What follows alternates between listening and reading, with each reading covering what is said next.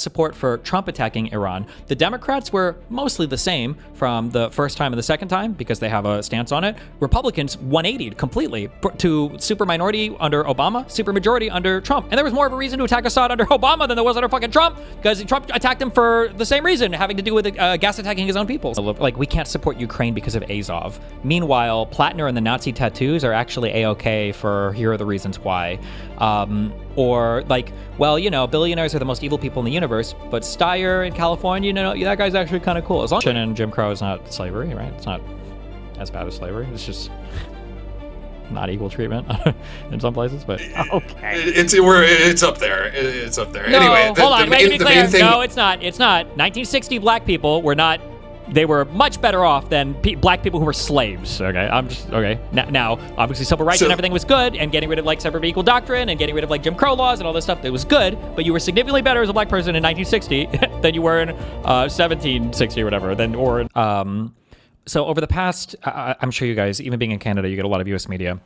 Over the past like few decades, the Republican Party and Republicans in the United States have been calling every single Democrat a socialist communist, like over and over and over again. So people's perceptions or ideas of what that even means is insanely skewed.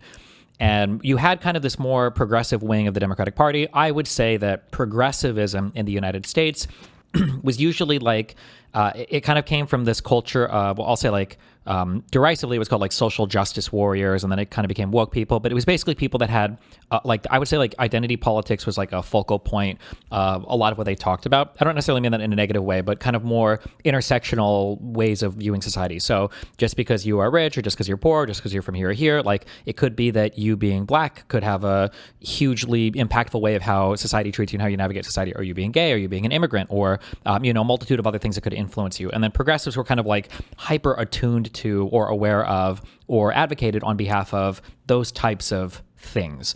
I would say this had basically nothing to do with Marxism or communism or whatever else, despite Jordan Peterson running around a million times saying that this was postmodern, neo-Marxist, whatever weird, you know, verbal garbage. Well, he's probably dead now, right now, so we're good. Yeah, probably. Yeah, or he's in the milking chamber, whatever's going on with him. Inshallah. Yeah.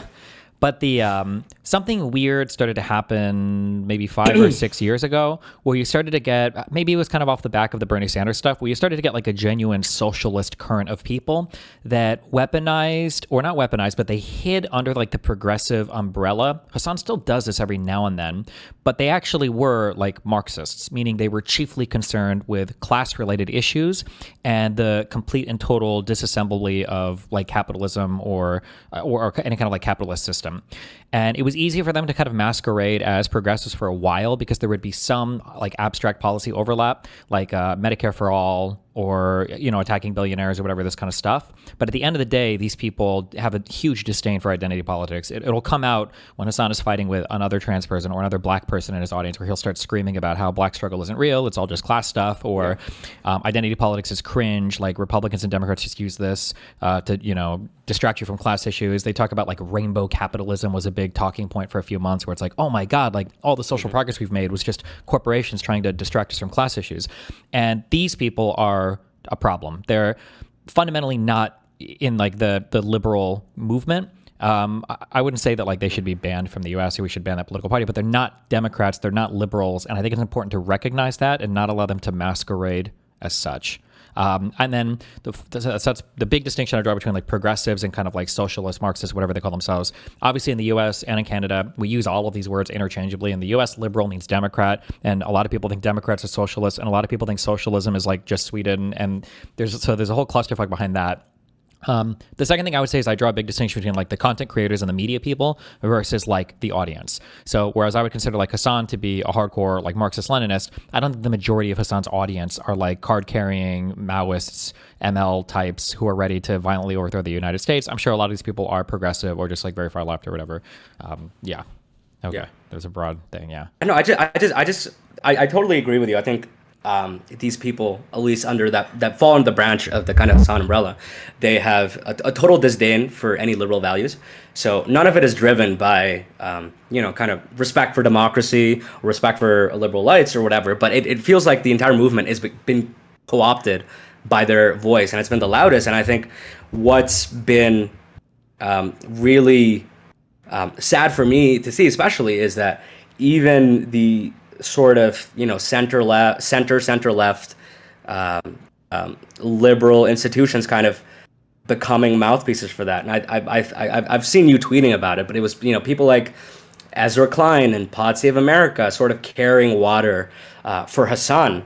So in your opinion, like what is the best way to kind of counteract these people? Because one of the things that Ezra Klein said that I sort of marginally agree with is that sort of excising them and totally removing them is not a surefire strategy, because he drew parallels to people like Tucker Carlson or Nick Fuentes, who were deplatformed off everything, but they seem to have gotten big enough now that they're able to like have a schism, create a schism within the Republican Party itself. Like, what do you think is the best way to deal with this sort of rhetoric without totally removing them from you have to the know, eye of the media, basically? I think it's always good to know where stuff is coming from. Like, I think it behooves you to understand why a movement is getting popular, and so you have to pay attention to where the political winds are blowing. But I think that the issue is that there's I talk about this so much on stream, but there's like this media environment that MAGA have figured out for how to accelerate bullshit talking points into like the social media feeds.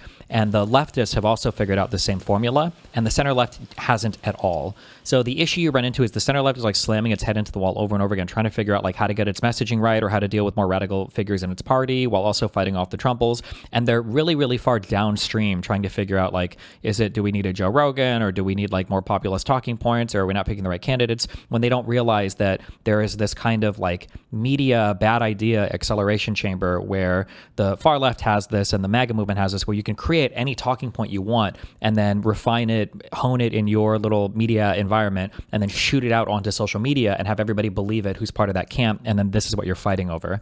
So my complaint for like probably the past year at least has been that the left needs to the center left, the Democrats need to figure out how to do messaging online or how to make the other type of messaging illegal, because until that's done, there's like nothing. I mean, like I can give like broad things, but they're just not going to be like, I would say broadly, like I think people in the center left should challenge people on the far left more. But Ezra and these people, I don't think even really understand what it is they're dealing with or who they're talking to. They just don't know. Can you point to anyone on the left or that's left adjacent that you say is doing it correctly?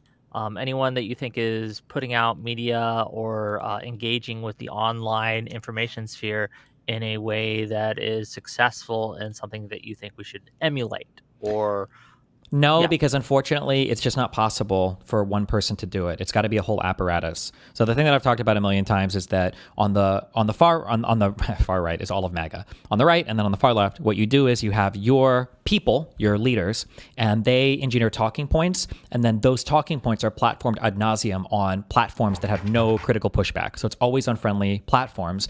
This gains like enough power, enough momentum that when after they've done it back here for a little bit, and then they've like generated all this media and press around these ideas, that makes its way onto the social media platforms where everybody can kind of consume that thing and then have that idea, and that thing is like building towards some reality that they have, and then people will go forward with that message and carry it into the mainstream environments, assuming that it's like the truest thing in the universe. So to ground this out like in examples, on the far left side, the most obvious and extreme and crazy stupid example would be like Hassan's dog shocking thing, right? So Hassan has been platformed in a friendly manner by a whole bunch of far left people that are all willing to play the same game, who are, like we're going to say it's fake, it's not real, it's a Mossad operation, I guess, or your dog is Mossad or whatever. All of this is bullshit. And if enough of them feature him on shows where they all repeat that same talking point, well, that seems to be pretty true.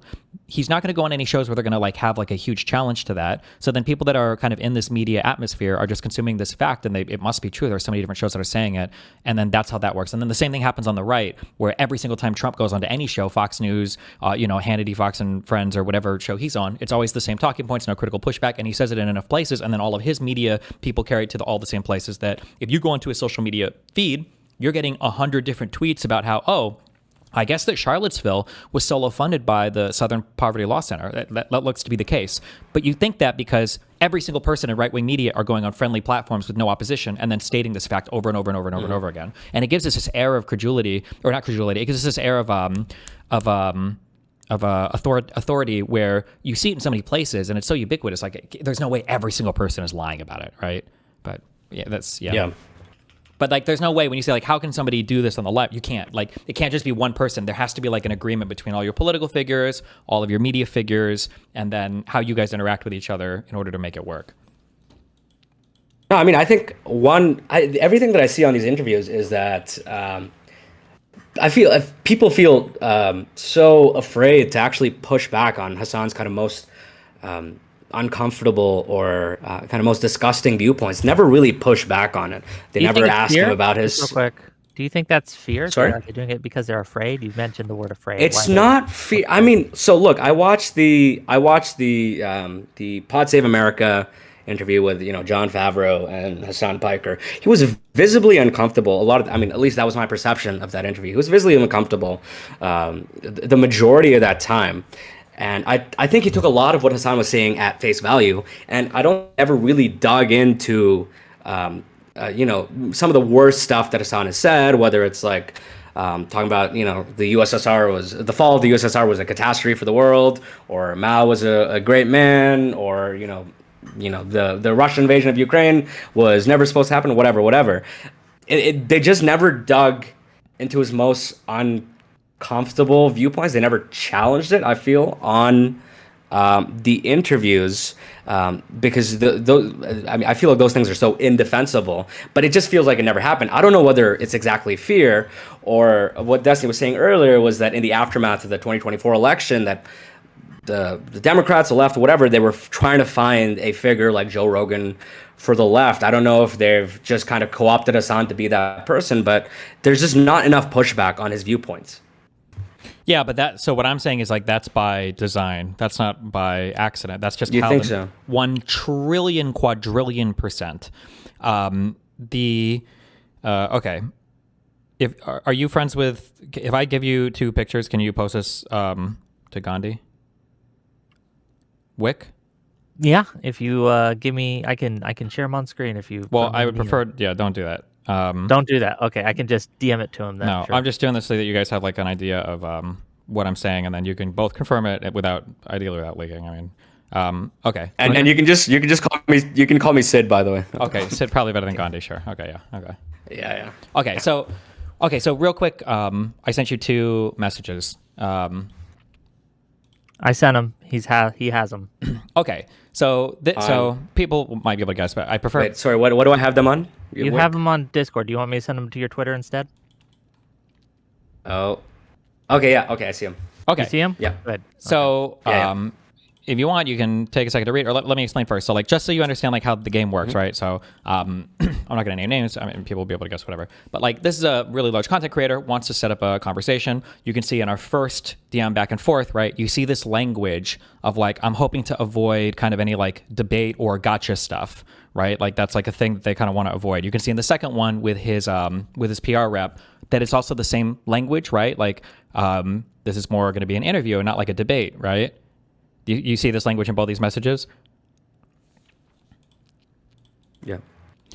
So like when I say that it's intentional, what I mean is like every single conversation. And one of the reasons why I talk to conservatives so much less than I did like a year and a half ago was because a year and a half ago, I was kind of willing to be like a little bit debatey, but like not super obstinate and not like, I'm going to make you squirm on these points. I'm going to kind of like play ball. And then conservatives made up a lot of excuses not to debate me later. Like, oh, he's mean about the Trump firefighter or whatever bullshit they said. But the reality was just that the confrontation was going to be a lot more critical. There was going to be a lot of squirming. And if you're going to do that style of debate, nobody wants to participate because it inhibits your ability to create that acceleration chamber where you can get all of these bullshit ideas to resonate with everybody else and then kind of like launch them out there into the media environment. Nobody wants to do those kinds of interviews. That's why when you see Trump go on any show, Trump's not being challenged. Trump's not being critically challenged on fucking Sean Hannity or Joe Rogan. And when you see Hassan go on, John Favreau or that crazy thing he did on the New York Times, right? These are insane statements, but are they insane? Like, there's a reason why we had studio audiences in sitcoms, and it's because when you hear people laugh, you think it's funny and you laugh along. And when you see somebody interviewing somebody and taking their ideas seriously and everybody else is, it seems like maybe they're serious ideas. And that's just kind of how people are programmed to think and respond in environments with audiences. So it is very intentional. Like, that's one example. I could give you a billion different examples of people that, like, high-level people that want to have interviews that, like, conduct themselves in exactly this manner, like ensuring that it's going to be a soft, like, environment before they even set foot inside. Yeah. So, yeah. I mean, so you're basically saying they conditioned the environment to suit him, basically. Yes. Bring up his worst successes or ever challenge him really on anything. I mean, I was really disappointed in the Pod Save America guys for doing that because they've been. I'm really. The work that they've done has been fantastic since 2017. I've been listening to them from their first episode. They do on the Pod Save America stuff, and I'm just curious. Have you ever reached out to be on their show, Destiny? Have you ever tried to get in with the Pod Save America guys? I don't know the lore or anything. I don't remember. I might maybe a long time ago. I'm not sure. I don't remember. There was a time where I was reaching out to a ton of different people, almost like everybody, but some happened, some fell through. I don't remember explicitly for the Pod Save guys. But I don't think there's a world. I think with the style of interviews and everything they conduct, I don't think there's a world where they would ever have me on that show. I don't think. That's unfortunate. Okay, that was my second question. Would you go on if? Would I? Yeah, of course I would. But I'm okay being confrontational. Like I think if you're doing media, I think I think it's part of your responsibility to the audience and to what you do is you have to be confrontational, because if you're not confrontational, there was a quote, and I had this quote a long time ago. What was it like? If you're a journalist and you're not, if you're like interviewing somebody, they're not squirming, then you're just part of their like media press team or whatever, right? Like, so unless you're literally part of a person's team and you're doing free PR for them, why aren't you pressing them when you're interviewing them? What's the balance for you on that? Like, would there be a level you'd be willing to tone it down? I know you did this in the past, but even now, that you'd be willing to tone it down and say, okay, I won't talk about X or Y as long as we absolutely get to talk about Z, right? Is there like a level of compromise you'd be willing to engage in these things, or what? Yeah, of course. I'm sure there would be. But whatever that compromise is, it's way, way, way, way, way away from where we're at right now. Like there are a million insane statements that just go completely and totally unchecked right now that are crazy to me. But again, it's by all of this is by design. It's not like random that this is happening. And you can watch how all these interviews play out and everything. Like it's very intentional. Yeah. I mean, I guess one of the things that I guess I wanted to ask you based on that is, Pod Save America is one of the biggest kind of liberal podcasts there is out there outside of like Midas Touch or whatever. And, these guys used to work for Obama, so they're, true and blood kind of liberals. Is it, do you ever feel uncomfortable? Do they keep bringing people like Hassan on with no pushback whatsoever? Like, do you feel like it reveals something about where the Democratic Party is in terms of messaging? Yeah, I mean, like I said before, I don't think the Democratic Party has figured out that messaging style that I just spoke about. I don't think a lot of people understand how it works. So like when I talk about like the Joe Rogan stuff and people are looking for a Joe Rogan to the left, Joe Rogan was not created in a conservative laboratory. Joe Rogan was like a decently open-minded, normal person who started watching social media feeds and got brainwashed by conservative media. Like that was it. That's all that happened to him. It wasn't any crazy plot by conservatives. It was just them controlling so much of our media because they can hone and refine these messages, these single-purpose messages that are amplified and resonate with and echoed by every single person in their media sphere. Meanwhile, on the left, it's chaotic, which I think the chaos is generally a little bit better. You want like genuine discourse and everything, but given chaos on one side and uniformity of messaging on the other, the uniformity in messaging is always going to carry through louder and brainwash people more effectively.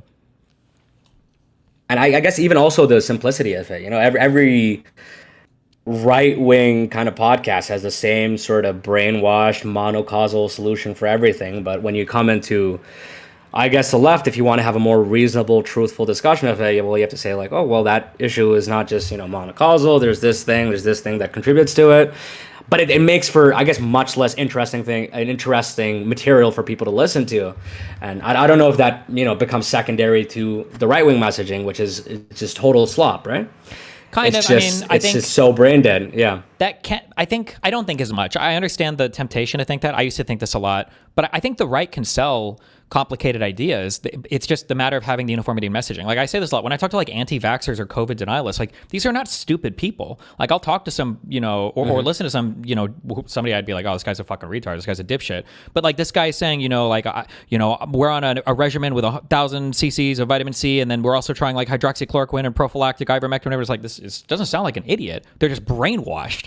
So I think the right can actually use complicated and sophisticated ideas to brainwash you with. Like their messaging doesn't always have to be simple. I think you kind of see that sometimes in the way they talk about like the tariffs are important for like 7 different reasons, and sometimes they're contradictory, or like why are we at war with Iran? Like they can change their reason on this. Like, yeah, I think that the left has to be careful not to fall into that trap of like just because our messaging is more complicated on some issues, that means that it's like impossible to catch up. I think you can. It's just having that uniformity of messaging. Yeah, it goes so far for everything that conservatives do. It's across the board. Yeah, I totally agree. I mean, it's not a simple thing, but yeah, I totally agree. I think it Or it's like it's probably will simple, serve but us it's not best. easy. One of those, yeah. Yeah.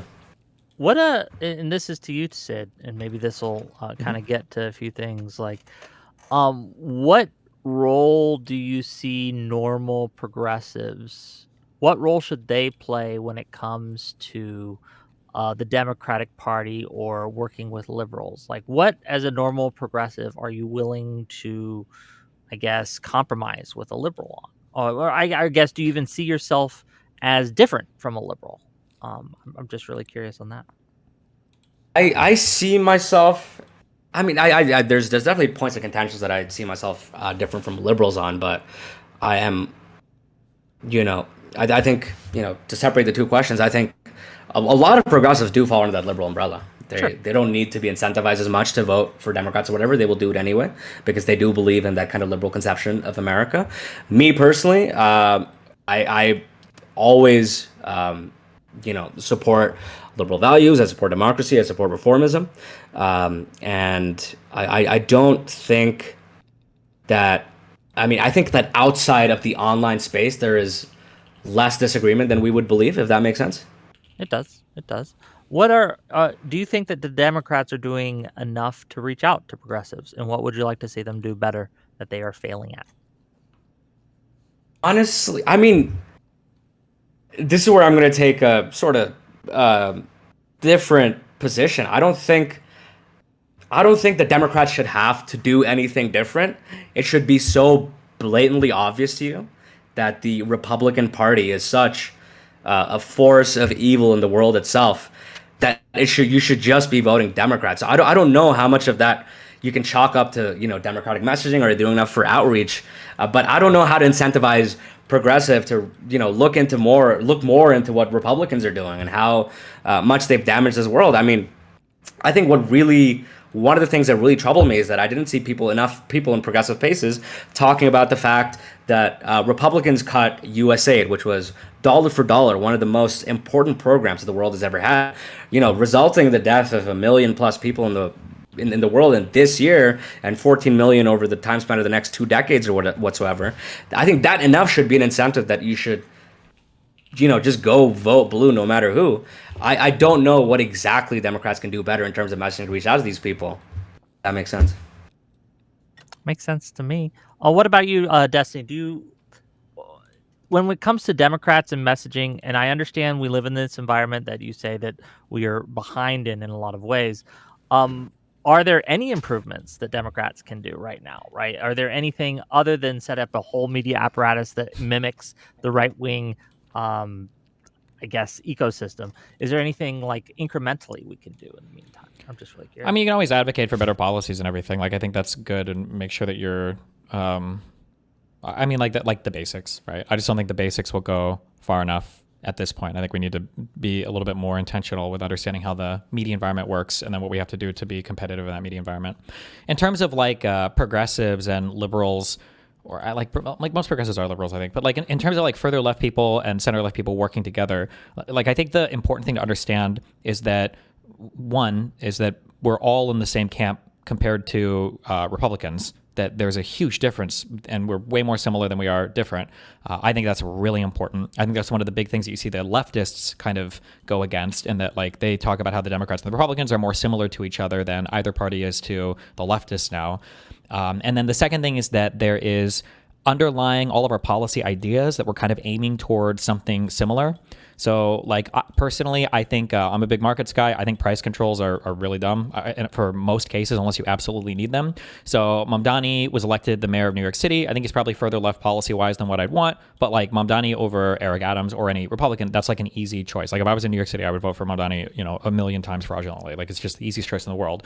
And then when I see him do things like the grocery store price cap thing, Like when I look at that, my thought is not that Mamdani is trying to eradicate all business owners because he hates America and so he's doing price controls in stores. My thought is that like, well, he probably wants people to get food and this is how he thinks the best way to do it. Either his idea is going to work, in which case I would adopt his idea because I think we have the same goals, or his idea fails and I would say, oh, well, look, there's another example of like this type of approach to solving hunger doesn't seem to be effective. Let's do something else. I think that recognizing that you're kind of like similar in cause there and that the Republican Party is like so far away from what progressives and liberals want to do, I think that's a really important starting point that we've kind of lost now with all the obsession on the far left about like the two-party duopoly and everything else. I mean, I guess how do we broadcast that message better? Because you see, like the Democrats that have come into power in states itself. You look at people like Abigail Spanberger or Mikey Sherrill.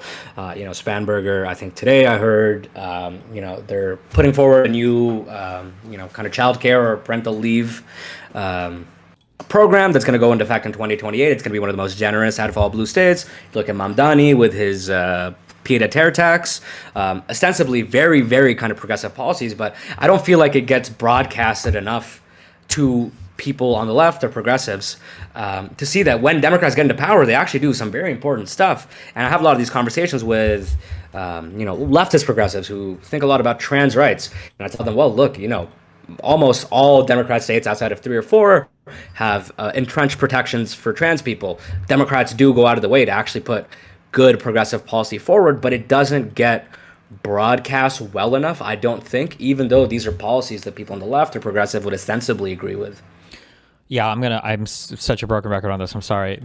I think for stuff like this, it just comes down to that messaging apparatus thing again. I know there are ways we try to brainstorm, like, well, how do you break through? But like when you have the messaging apparatus, you can literally rewrite reality. And you can see this come out in so many different ways. I remember watching a Piers Morgan episode where Dave Smith was arguing. And there's a lot of conservatives where if you subtly introduce this into the conversation, they'll just agree with you, right? Like, I think if you just ask them off the top of their head, most conservatives will attribute the lockdowns across America to Joe Biden and the Democratic Party. I remember Dave Smith saying that 2020 under the Democrats was the worst year that we've ever had for media censorship.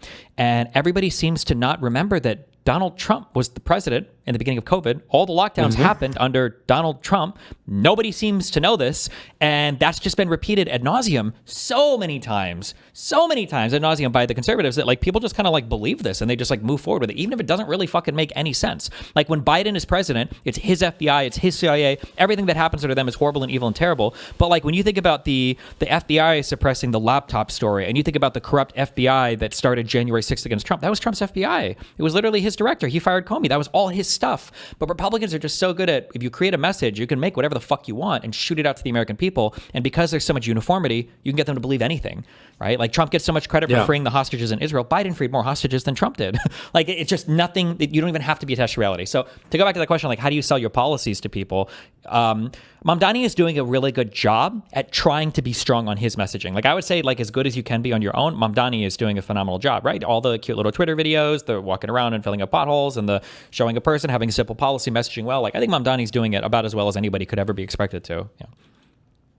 Do you think like Mamdani gives you a little bit more hope for progressivism because he ran as like an avowed democratic socialist or leftist progressive, but he's so willing to work with Kathy Hochul, who he has a lot of policy disagreements with, but they're able to work together and put forward policies that help both the state of New York and the city of New York, especially in terms of the way he was able to carve out this, tax on vacant apartments owned by, multimillionaires in New York City. That was,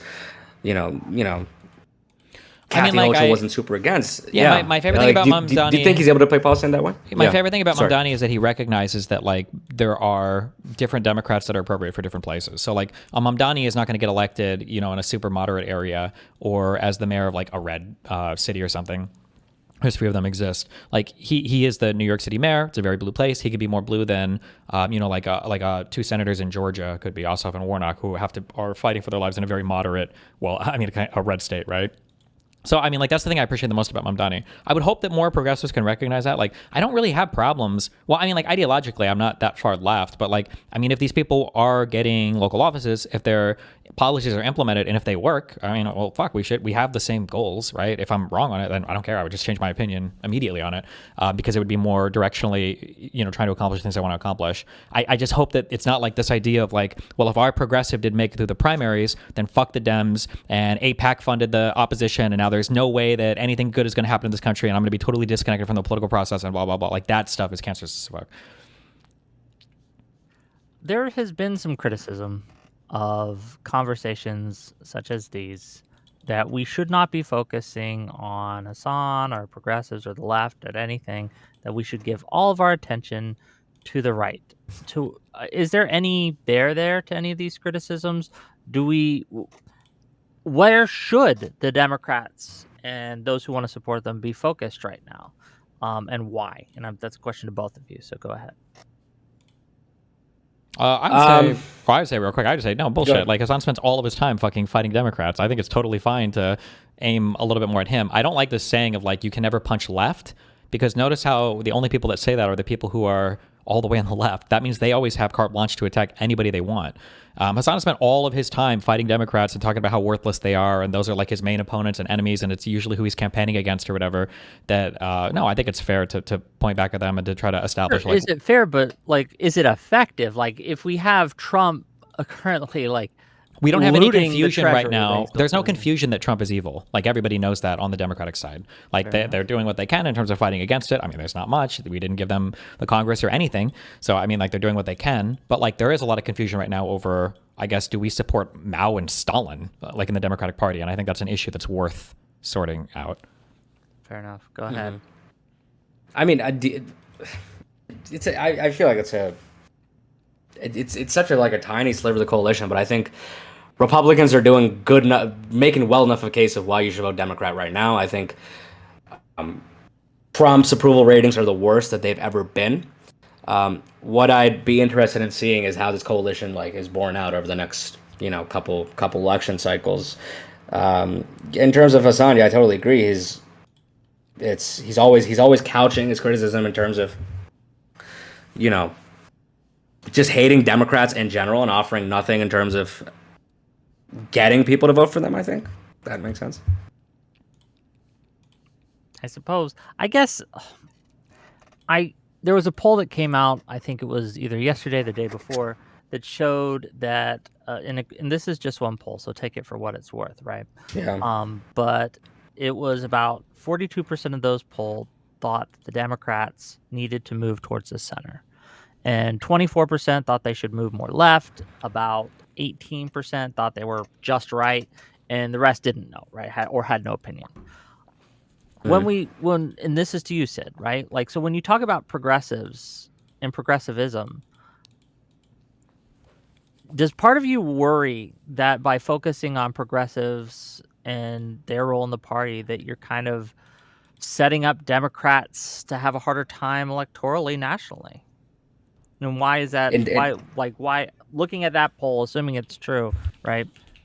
How do you square these circles? So it was 42% say the Democrats should move to the needed to move towards the center. 24% thought they should move more left. 18% thought they were just right, and the rest were no opinion. So yeah, you're basically saying focusing your efforts on that 24%, trying to cater to their policy goals. Is detrimental to the Democratic Party? Plurality, what I'm saying is that a plurality say that the Democrats are too far left currently. They need to move more to the center. So when we try, when progressives are working in that environment, like, why should we prioritize progressive messaging or progressives at all in this environment? I don't necessarily know what that means when 42% of people say that Democrats are too far to the left, because they control basically no levers of power. They're doing their best to effectively utilize what they have so far, which is they have no power in the Senate. They have a slim deficit in the House. So when people say Democrats need to move more to the center, I mean, are we talking just in terms of messaging? In terms of policy messaging, there's a whole host of issues. I mean, right? Like, we look at the top 5 issues from the 2024 election, and you saw like there's the economy, there's immigration, there's let me look at them. I had There's 'em. the border. Uh, There's the Abortion, borders of the healthcare, a border. climate, all that, right? Wait. Were So Democrats polling negative on abortion? Is that? hold on, no, I don't but feel like that's true. No. I'm saying the top 5 issues were economy, Oh, immigration, okay. abortion, Okay. climate, healthcare. And by far, the 2 biggest ones were economy and immigration, right? 39% said economy, 20, and the next highest was 20% with immigration. Like these are the top issues. How are progressives going to help Democrats win on those issues when, again, a plurality in the country show that they think that the policies the Democrats push are too far left right now? I really don't have a good answer to that question, to be honest, because it's a muddle thing for me, because for me, Democrats don't control any levers of power whatsoever at all. So I don't know how that messaging squares up with what Democrats are doing, rather than what you know, the conservative media or these podcast bros feed to them. I think in terms of progressives, um, I would say the most of them generally fall into that Democrat camp, and they're they're willing to vote for Democrats. I don't know how much power we should spend on figuring out how to cater to them when they're generally willing to fall in line with Democrats itself. I don't know. It's like a muddled question. I don't have quite a clear answer, to be honest. Any thoughts from Destiny's side of things?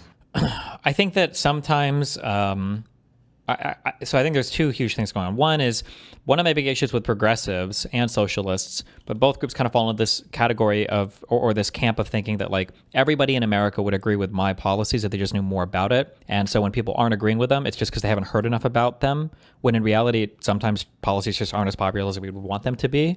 So I think that's something that progressives need to contend with a lot. Sometimes this comes down to how unbelievably different the online world is to the, I don't want to say like the real world, because it sounds derisive, especially given how much online stuff kind of controls for for politics now. But like the demographic of people that live in reality versus the demographic of people that spend a lot of time online are very different. And like there are 3 huge policy points that people online fight over that just have no motion in the real world. So and it sounds like, even saying this now, most audiences that listen to me will think I'm crazy. So one is most people live in an owned home. I think it's 70% of people live in an owned home. They don't care about rents. Like the rent complaint are usually for non-voters because they haven't been able to move to the area yet and vote, or it's for younger people who always complain about rent because they should, because you're young and life sucks. You've got student loan debt and everything else. But most people don't want to see the value of their homes decrease. So that rent talking point and bringing down rent necessarily brings you into conflict with your strongest voter base, which are homeowners that live in cities that are always voting because they're super tied down and invested in it, and they don't want to see rents decrease. They want the value of their property to increase. So like that's the talking point. A second thing is student loans. Most of your strongest voters don't care about student loans. They have them paid off. They're past that phase in their life. Usually these are younger kids that don't vote or don't vote as much. And it's just not a talking point that is going to get you very far with like winning elections. And then the third thing is Medicare for all. Most old people, believe it or not, the polling shows this time and time and time again, Kaiser Institute and other people have polled on this. Most people are happy with their healthcare, especially older people. Usually their concerns about healthcare aren't like Medicare for all. It's more like, how can I get prescriptions delivered to me directly? Or, if something changes, can I keep my doctor? Like these are the things that people are super obsessed with. So sometimes you have to make your talking points a little bit more translatable to like real life election results versus just kind of like riling up young people online. And then there's a second thing that plays in, and both of these are huge factors. The second thing is like when people say, I wish that Democrats would go back to the center and not go so far to the left. When somebody says that, I do wonder, what exactly are you talking about? Because if your idea is that Democrats are pro trans people eating your children, or Democrats like Biden and Kamala Harris were pro open the border and let in every single illegal immigrant, and you're like, I wish they would go to the center on that. Well, okay, but like your belief of what Democrats believe in isn't even what Democrats believe in. So your idea that they need to move to the center, you've just been listening to Republican caricatures of Democrats all day, so you don't even have a good handle on what the actual Democratic lawmakers are even saying. So I think those are 2 big factors at play. Yeah, I think that the Hassan question, for lack of a better term, kind of plays into the second bit there, because one of the things that I see is Fox News, the RNC, and many Republican leaders will point to Hassan and the crazy things he says. Like you guys all saw the article yesterday on micro looting. Okay, that is that is not something that's going to resonate with the voters, and it's something that people are going to look at and say, is this what Democrats believe? Is this what Democrats think, that it's okay to steal? And yeah, that's why I think that it's important to have these conversations to push back. But Sid, like, what can progressives do to push back against that kind of messaging? What do you think they should? It's such a hard question, right? I mean, yeah, I don't ask I know what easy piece you're talking about. but yeah.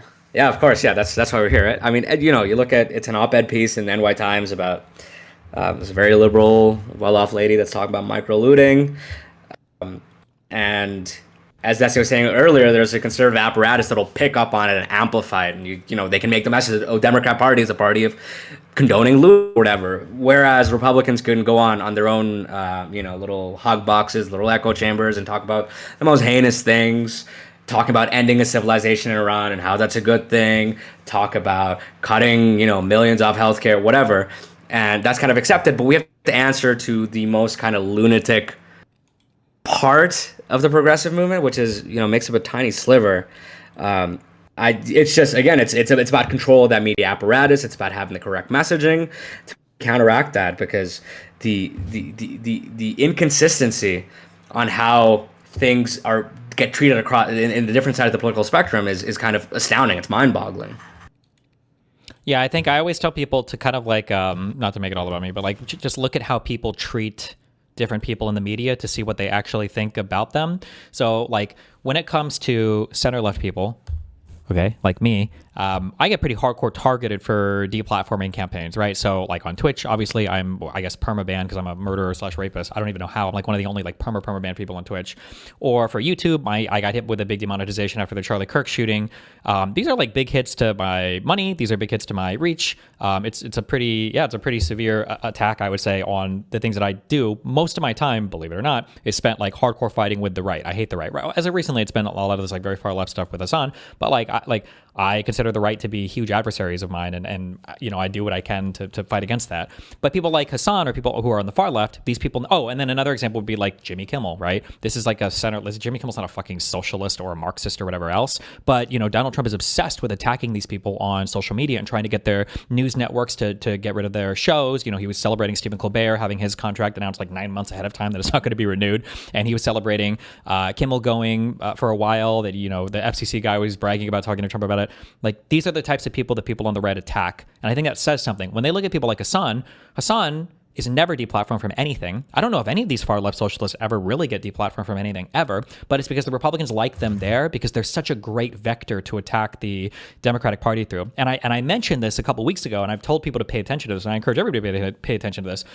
All of the, what we would say are horrible, disgusting, whatever things Hassan is saying, watch how the Republicans treat him. And so far, this has been entirely true. Nobody on the right is calling for Hassan to be deplatformed. Nobody is saying he needs to be banned from Twitch. Nobody's saying the New York Times needs to shut down. What they're saying is, wow, look at Hassan. That's all Democrats. He represents every single person in the Democratic Party. And they use him as an attack vector over and over and over again. None of his platforms are ever under threat. He hasn't been banned from fucking anything ever, really. He's not demonetized anywhere. And I think there's a reason for this. He spends most of his time attacking other people on the left. He's not really a threat to Republicans, and they realize it. He's just a convenient scapegoat to attack other Democrats with. Yeah.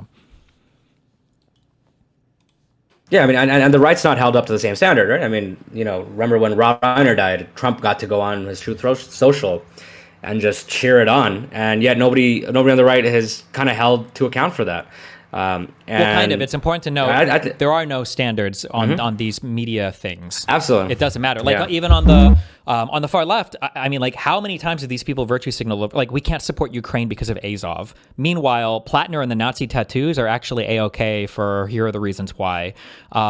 Or like, well, you know, billionaires are the most evil people in the universe, but Steyer in California, you know, that guy's actually kind of cool. As long as you're on the same team, you get a pass on everything. And it's the same on the right, of course, as well. We're the party of Christian values, but also Andrew Tate, the rapist, and Donald Trump, the rapist, are like our best friends. Like, there are no standards. It's just a matter of like they get a pass. Yeah. Yeah. Yeah, it's all virtue signal. I mean, especially the Ukraine, the wedge issue with the Azov battalion, which was like 400 people, like a fucking decade ago or something. Which, by the way, Nazis are something that, you know, portions of the far left are ambivalent about or warm about. You know, Sure. there's no inherent hatred of Nazism with them. At least, I mean, when I look at the really, really far left, I don't want to speak for the majority of it, but they don't really have a problem with that. It's just a wedge issue. It's a virtue signal to discount their culpability in supporting, Russia or whatever. Yeah. I don't know. I worry that all this, like we talk about all these things, right? We go about all these issues and how progressivism and liberalism can kind of work together, and what we need to do as Democrats. Uh, for a large portion, at least, of the people who are in charge of the media apparatus, such as it exists, at least on the left, I'm talking the podcaster class here, doesn't matter because Israel Palestine is the only thing we can talk about.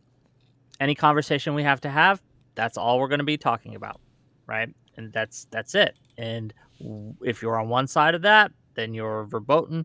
And if you're on the other side of that, you better make sure you're as extreme as you can on that side, or again, they'll just say you're a Mossad op. And so I don't know how to get over that.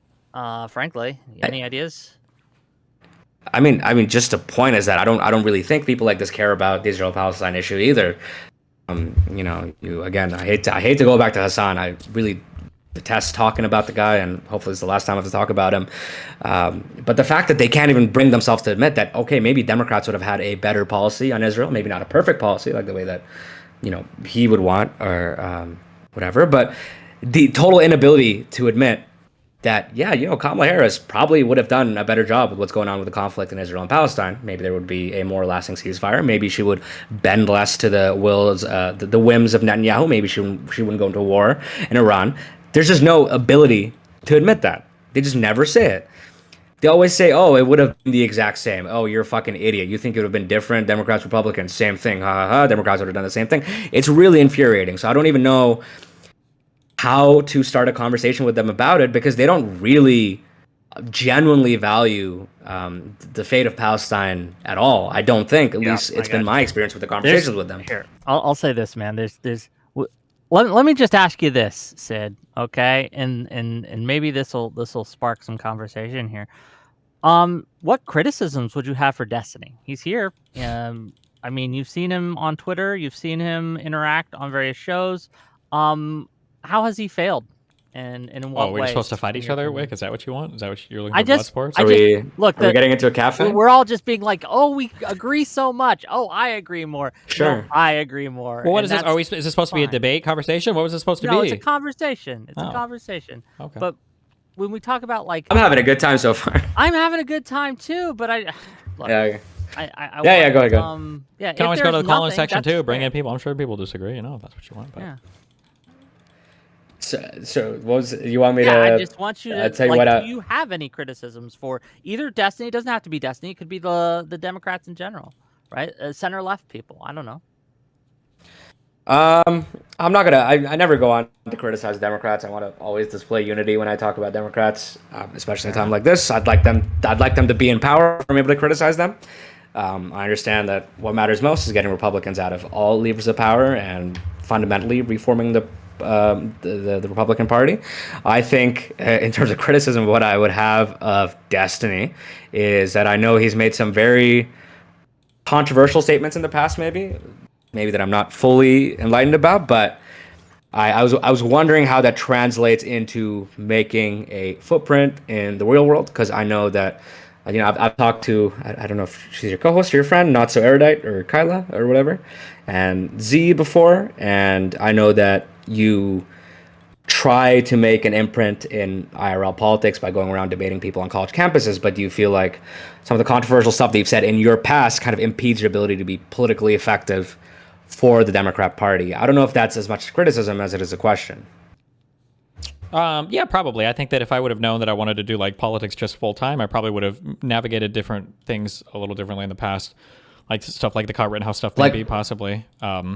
Yeah, that was my next question. Like, what are like 2 or 3 things that you would not have said, considering the position where you are now, where you want to be actively involved in politics? I mean, it would generally be commentary on huge on like very big events that I know where that commentary is going to carry pretty far. So obviously, the Rittenhouse stuff, there are certain statements I made that I probably could have toned down a bit. Obviously the protesters one. The problem is trying to figure out like which statement is going to get clipped or carried. And Hassan will say things like out of context all the time, but it's not actually out of context. I feel like for most of my like the worst stuff that I get quoted on, I feel like it's generally out of context. So like people quote that Rittenhouse one saying that I want like protesters to get killed or whatever. But like if you listen to like 2 minutes or whatever of the statement, what I'm saying is that I think that people have a right to defend their property. And at this point, like because the rioting shit was the only thing that was hurting Democratic chances for winning elections because the shit on fire was terrible. So if people want to go and fucking shoot protesters because they're blowing all their gas stations up or whatever, then fuck it, they could do it. Which is definitely an extreme statement. I don't think I would make a statement like that today because it was obviously that's really fiery. Holy shit! Hello. What does? Yeah, that keeps happening. Oh. What is it? I don't know, some base explosion. There's that, and then I think like the general like drama-y content I think there's probably a lot of like carryover from that in terms of like I have a certain type of like negative anti-fan audience that follows me around because of the type of audience that type of content tends to attract. But it wasn't until late 2023 that I took a more like intentional turn towards just doing political stuff.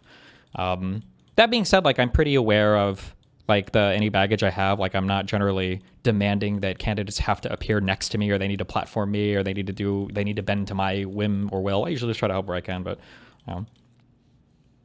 I guess another question, and this is the last time I'm going to talk about it as well. I mean, you're probably a big, proponent of like the David Shore kind of popularism. Sure. Approach to politics. Like, do you feel like you would temper your messaging? And I don't exactly know your messaging on Israel itself, but like you see the favorability of Israel itself in the Democratic Party. And I'm not saying this is the main issue. That's not my point here. But do you think you would have tempered what you said about Israel? Because I know that you get a lot of controversy in what you said about Israel. I'm not fully informed of what you said about Israel, but do you think you would temper it since it's so unfavorable within the Democratic Party right now? Maybe. I'm not sure. I guess it would depend on the particular statements and it would depend on my engagement with like where I'm at. But one thing that I say a lot is that I think different people can do different things. So like I don't think I'm ever running for office. So because I'm not running for office, there's going to be a different standard of what I can say. And I apply this evenly. Like Hassan can make much edgier statements. Like he's not running for office. Like I acknowledge that. And I would expect like a streamer to hold themselves to the same type of media trained standard that people running for elected office would hold themselves to. For Israel stuff in particular, I don't know, it would depend. I feel like most of the stuff that like blew up about me, for Israel, like the two biggest clips that get used against me, I'm going to pull the out of context thing again, but I can always explain the context. The first one, I guess, is like kind of a dumb statement. Maybe I shouldn't have said, but there is that one where I'm talking to Wes and somebody else, and they ask me like out of nowhere, they're like, "What's your opinion on Israel-Palestine?" And I think my response is like, I feel like these two people are going to fight forever, and I think I probably prefer Israel, so I guess they should just genocide all the Palestinians and be done with it. The people present this clip as though I made this statement like months after October 7th, but this was like several months prior, so nobody was really talking about Israel-Palestine. There's just like a random comment I made. This was not like my fully informed take on the conflict or whatever, but obviously that gets played a lot. I guess I could have just not said anything, but I never know like when someone's gonna do a major terrorist attack and blow shit up. And then there was also like, I did like a 3-hour fan meetup in Israel. And one of the themes of my trip was talking a lot about like what can Israel do to improve its messaging to the rest of the world because they fucking suck at communicating anything they want to anybody, and they're losing the PR war. This is like a year and a half ago, and now they've completely fucking lost it. And I think one of the things I said was there was like a lot of stories blowing up about IDF soldiers would go into homes and they would put on fucking dresses and drawers and shit, and then they would take pictures of it. I'm like, this is the most retarded fucking thing I've ever seen in my entire life. And my comment was like, if you're gonna go into fucking homes and put dresses on, why the fuck are you taking pictures of this and posting it on social media? This is so stupid. Now, I think a fair reading of me saying this in the context of a 3-hour talk over my face, I'm like, it's like half joking. Like, obviously, you just shouldn't do that at all. But this clip gets taken as like, I think people legitimately believe that I was visiting IDF soldiers to coach them on how to hide war crimes. Like, that's a crazy take. So I don't know. But also, like, I feel like a lot of the things that I say that get clipped, this is going to be really boring, but I'm going to go back to the whole, it comes down to how much you control the media environment, because Hassan can literally electrocute his fucking dog to death in the background, and everybody on his side will just deny that it ever even fucking happened, or make the craziest, most unhinged comments about things that aren't even like out of context. It just represents his ideology, but like people on his side will defend it. So yeah, I think if I had like a coalition of people who were willing to sweep as hard as Hassan sweepers or Trump sweepers, that it wouldn't actually matter as much. But yeah. Well, we need is cults. We need to be cult leaders, is what I'm hearing. Okay. Unfortunately, that it's working right now. I agree.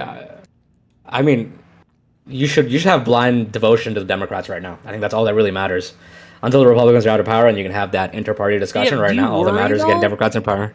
Hold on. Do you worry that that's going to lead to an inability to address reality in a real way later on down the road? No. Once we've No. beaten MAGA, once we've cleared them out, right? Once they've the Trump family's in jail, all the wildest liberal dreams that you could think of, right? And then No. we're sitting in a place where we've built this monster, right? To defeat the enemy, this monster of cultish devotion, of just ad nauseum repeating messages, whether they're true or not. How do we ensure that doesn't just come back to bite us? What kind of fail safes can we put in to whatever we build that will prevent it from just becoming populist forever, if that makes sense? I just genuinely believe in the kind of intellectual honesty of the Democratic voter base. I think I have a kind of psychopathic and unrelenting hatred of Republicans. I truly believe they are, genuinely slavish people devoted to a fucking cult leader. I've never seen the same sensibility in Democrats. So it's not something that I'm super worried about. And especially, going back to Joe Biden's debate performance, for example, what you saw in the aftermath was like Democrats basically saying together, like, okay, this guy's not fit to run for election. You saw the apparatus in power, people like Nancy Pelosi figuring out how to stop this guy from running, or put in efforts towards maybe having a kind of like a mini primary, or putting Kamala Harris in place or whatever. You saw a party that was willing to actually internally critique itself, to react on defeat of kind of seeing the person in power not be who they were, meant to be in the presidential election. You saw that kind of self-reflection that I've never, ever seen in Republicans since 2016. I've never really wondered about that, because Democrats are just not retarded. They're generally well-adjusted people. They have, they can self-reflect and, move forward with that. So I've generally just never wondered that.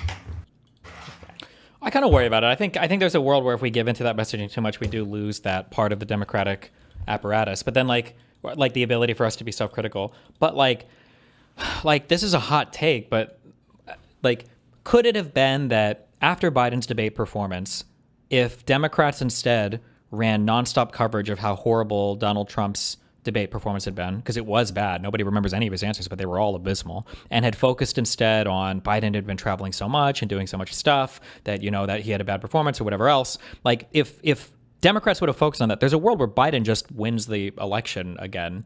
And I know that from the Democratic side, that just sounds impossible, but like, think about all of the insane health things that Trump has just gotten completely unscathed by, right? We had these weirdo fucking bruises on his hand for like a month or two, with Caroline Leavitt like very clearly fucking lying about it. Oh, he shook so many hands, ha ha ha ha. We had him like he disappeared from all media for like a week. I still don't think we have any fucking idea where that came from. We got a photo where his ankles were like 3 times the size that they're supposed to be, and then we found out he's got some chronic venous whatever insufficiency problem that, well, I thought he was the perfect picture of health. We had his physical doctor guy who said this guy's 200 pounds, perfect health except for the scar on his ear that nobody could fucking see from the assassination attempt.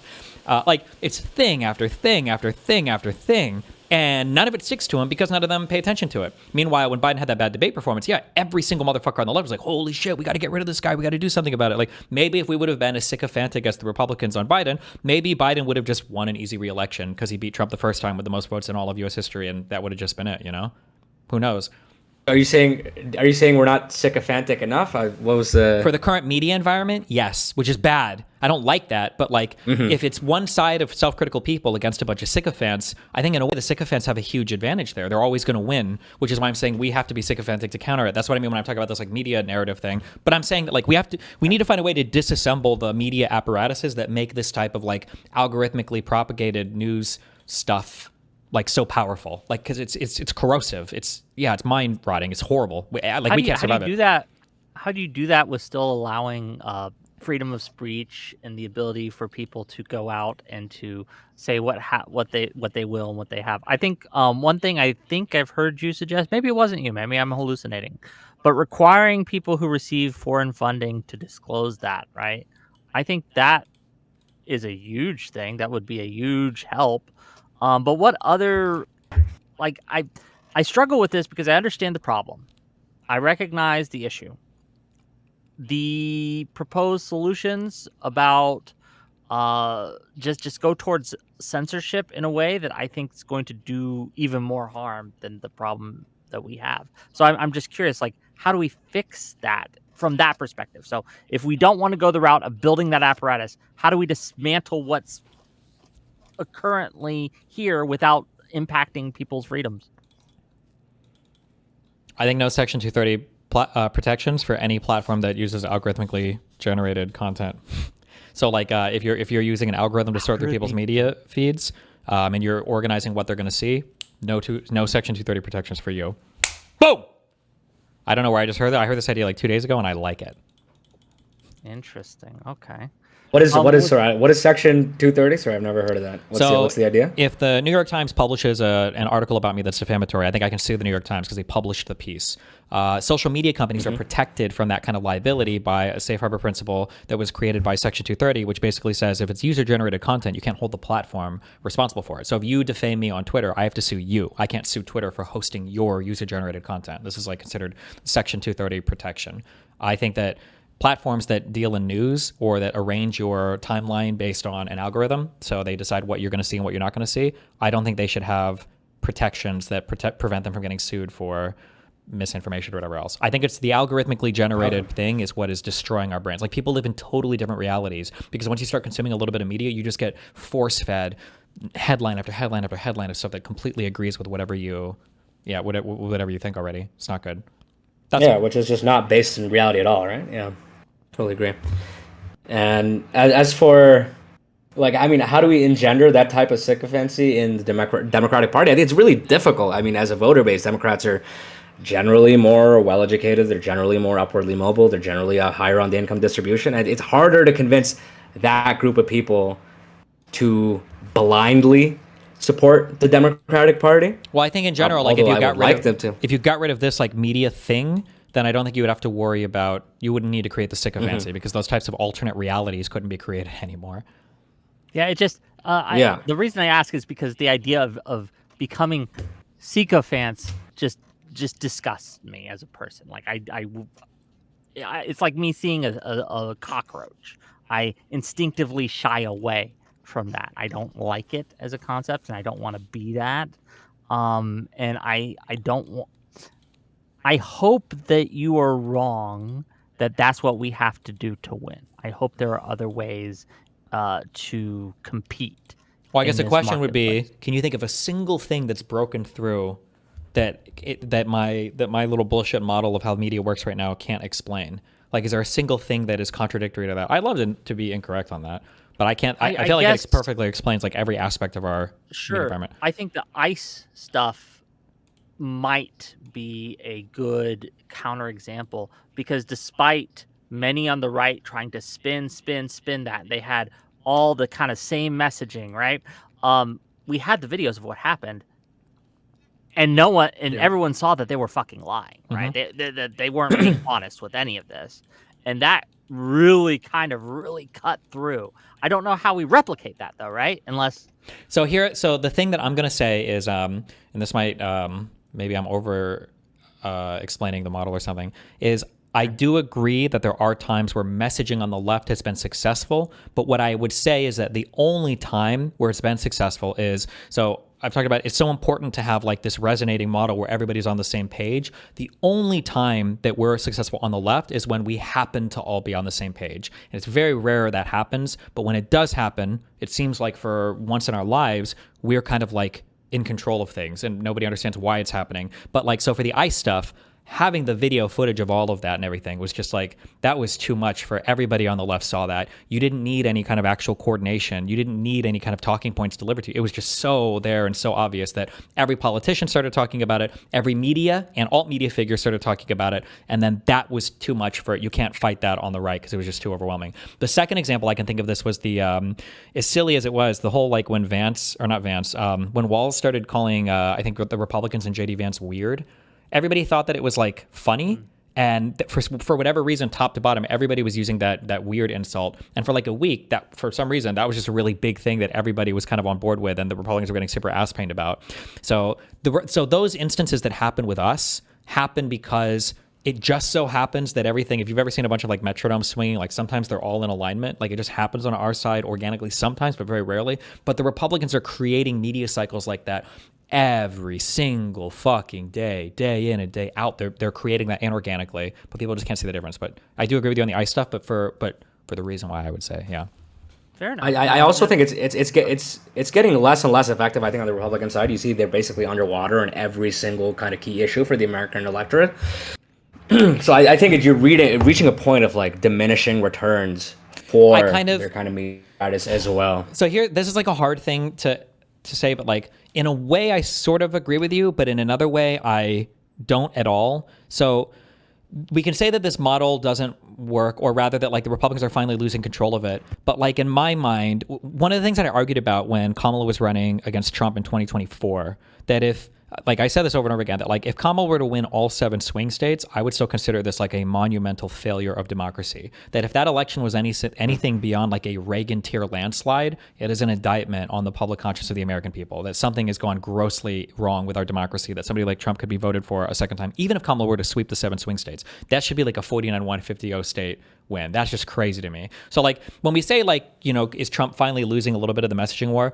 Like I kind of sort of agree with you, but like, holy fuck, how much was he able to bear? How much was he able to tank? Like, what did it actually take? You know, we've had 2 good white American citizens, you know, the people that we all love, were assassinated by ICE, I shouldn't say assassinated, but were murdered by ICE officers who are, I don't know, have they been charged with anything? Nope. They're completely whisked away and gone. We've got Nick Shirley, like the head Republican investigative journalist. Like an idiot, by the way. Yeah. Runs around and shows office buildings and doesn't know what they are, and is like driving, you know, like he's the reason why ICE went to Minnesota in the first place. It was where the huge oil came from. It's just thing after thing after thing after thing. Like eventually, like, you know, any debt to the truth will at some point, you know, be realized. But my God, it's been so fucking much. Holy shit. So I would say like there might be a success at some point, but like I feel like the model's worked really well for them even if it eventually falls apart at some point, because holy fuck, they got through so much. It's insane.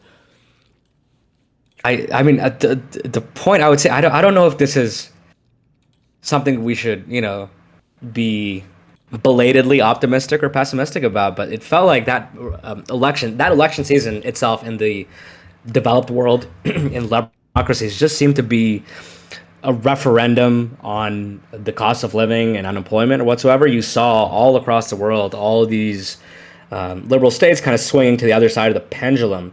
So as you were saying earlier, yeah, it's fucking disgusting that Trump was elected again to a second term power, especially after his efforts to overthrow the election in 2020. But I don't know how much of it was the voter base having an affinity for Donald Trump versus the voter base being really polarized by inflation itself into voting against their best interests. So I think there's things to be cautiously optimistic about with that election itself, even especially the fact that Kamala Harris overperformed with her peers in other developed countries across the world. So I mean, yeah, I'm totally disgusted by the fact that Donald Trump won that second term as well as a Canadian. But I'm not to the level that you are, maybe. One of the other things that I think that the right does, recently it's not been so well, but in the past, is right-wing creators support each other very, very well. I mean, obviously now you see Laura Loomer versus Candace Owens, and it's very, very funny, right? But generally speaking, for the last 10 years, they really do circle the wagons around each other. Like when Nick Shirley gets criticized, you'll see them all coming about like Nick Shirley's a hero, et cetera, et cetera, et cetera. I don't see that on the left.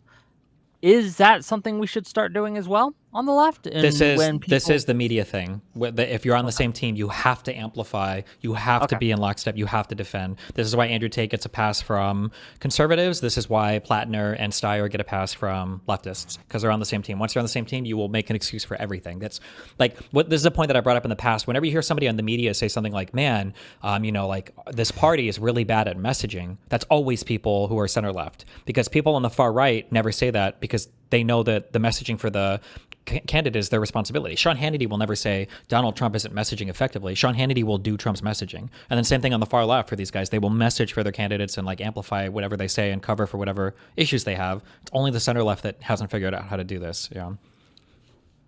I mean, Sean Hannity will stop being Catholic for Donald Trump. The guy's a fucking pissant. He's a craven, venal creature. These people disgust me so much on the right. They're just fucking spineless. Yeah. I mean, we're fighting with the fucking Pope. Like, how crazy? Like, Jesus. Yeah. I'm not I grew up in India as a Hindu, so I don't really have the best knowledge of Abrahamic religions, but isn't like the Pope the fucking spokesperson for God on earth or whatever? Like how sycophantic do you have to be as JD Vance to kind of put this fucking orange gorilla above your, religious leader? It's insane to me.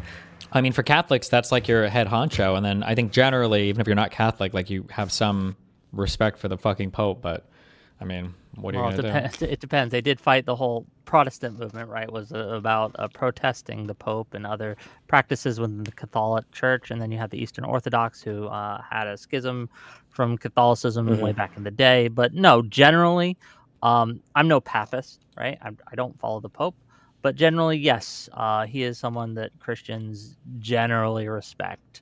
They may not think of him as the spokesperson, but they generally tend to kind of understand that when he is quoting scripture or when he is speaking about Christ, he generally knows what he's talking about. One of the things that has been wild to me is seeing how many people who profess to be Christian, who profess to be Catholic, simply take the political side over their faith every single time.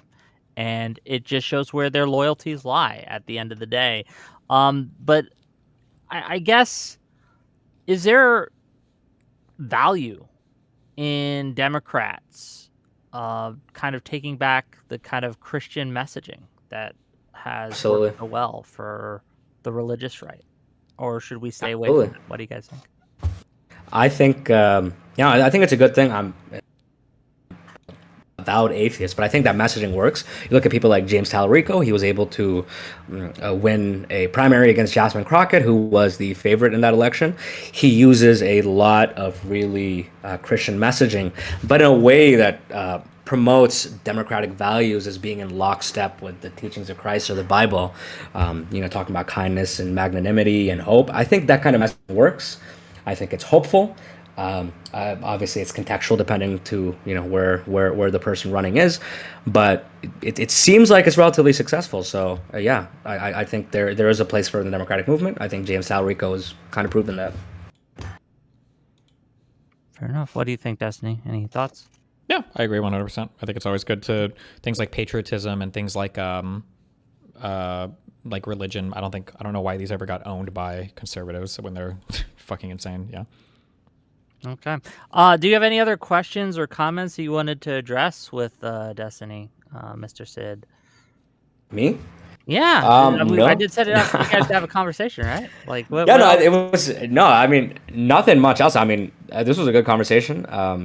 I'm glad that Destiny and I see eye to eye on so much, even though we're, I'm a little bit farther on the left than he is. I have a lot more, kind of Matt Bruenig approaches to the economy or, capitalism. But it was great to find some kind of commonality.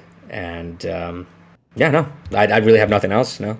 Unless you've got. Do you have anything for Sid? Otherwise, we got a couple callers that wanna, and I got some super chats, and we'll do that. But do you have anything that you'd like to ask Sid while he's here, Destiny? No, not that I can think of off the top of my head. No. Beautiful, wonderful. We love it, gang. We love to hear it. Let me read some of these super chats, and we'll pull in some of these callers and see what they have to say. $20 from Your Mom Shows Something or Other. One of the foundations of liberalism is confrontational debate for the purpose of truth seeking. The media apparatus Destiny describes suggests we can no longer seek truth this way.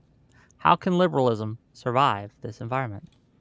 I don't think it can. I think you have to bring back adversarial platforming, but everybody avoids it now because they've realized it's just a loser way to engage with media. It's better to just circle jerk your own side over and over again.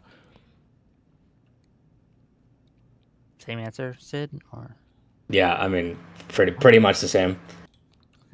$5 from Alishness. Some liberals are celebrating people, like burning down warehouses and Luigi Mangione. And while it's a nice fuck the system, normal people think it's crazy. Thank you for the $5. $2 from Nick Constanza to say 2026 progs are single issue anti-Israel voters, CMM. I don't know what CMM stands for, but fair enough. Change my mind. Oh, fair enough. Yeah. $5 from Alishness. You're never going to see the left overly succeed in messaging because progressivism is unknown and scary. Regressive policies are nostalgia, aka safety. Do we agree with this or no? I'm probably not. I don't know, but that's a long. Sure. $5 more from Alishness. Messaging on the right is so effective because it plays on fear, anger, and insecurities. These things always sell better than hope. And then $2 from Bad Horse to say wheat thins hit the spot. I guess they do. So thank you for the super chats, gang. Let's bring on one of the callers and see what he has to say. You're live. What do you got? Oh, you're deafened, buddy. Okay, can you hear us now? You're muted Nice. on your end. Good job. Mr. Oh, sorry about that. I'm here. Good troll. Good troll. Okay, what do you got? Sid. Sid, you were a fucking dev hater 5 years ago. What are you doing being a dev fan now? Is this Dev? Yes. I wouldn't say I'm a fan, but I feel like we agree on stuff politically right now. We had some spirited debate. I was talking about this before the stream started or whatever. But yeah, I remember us having some debate. Maybe it was about private property or something like that. I vaguely remember, but I like that maybe you're one of the people on the right who moved a little bit towards the center, especially when you saw how insane the Republican Party's gone. Well, I don't think I moved. It's just that the right got worse. You know, like you and I had our debates like Yeah, fair 5 enough. years ago, and the right has gotten a lot worse.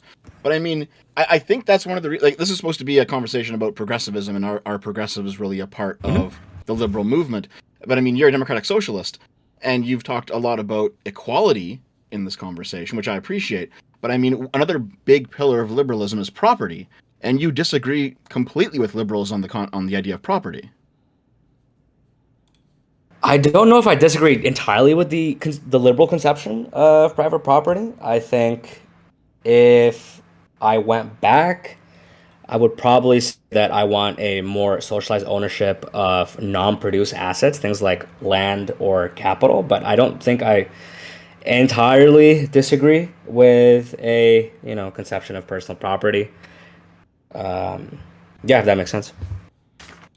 Well, yeah, but I mean, personal property is the stuff that you personally own that you actually use for yourself. But one of the big parts of liberalism is that you can go into business for yourself, and then you can hire people, and you can build up, a corporation if you wanted to. And I don't think your model would allow for that, would it? No, I think it totally would. I mean, I generally fall in line with a Matt Brunig approach to social democracy or democratic socialism, in which I believe in the existence of markets.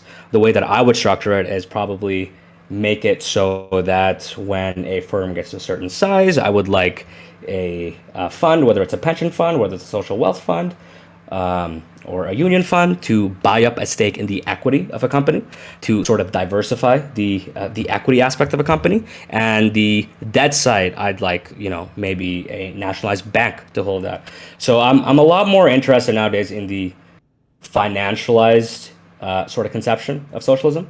How do you most effectively leverage equity markets? How do you most effectively leverage debt markets to make sure that you diversify the equity pool and that a wider portion of the population has ownership over a company or a firm?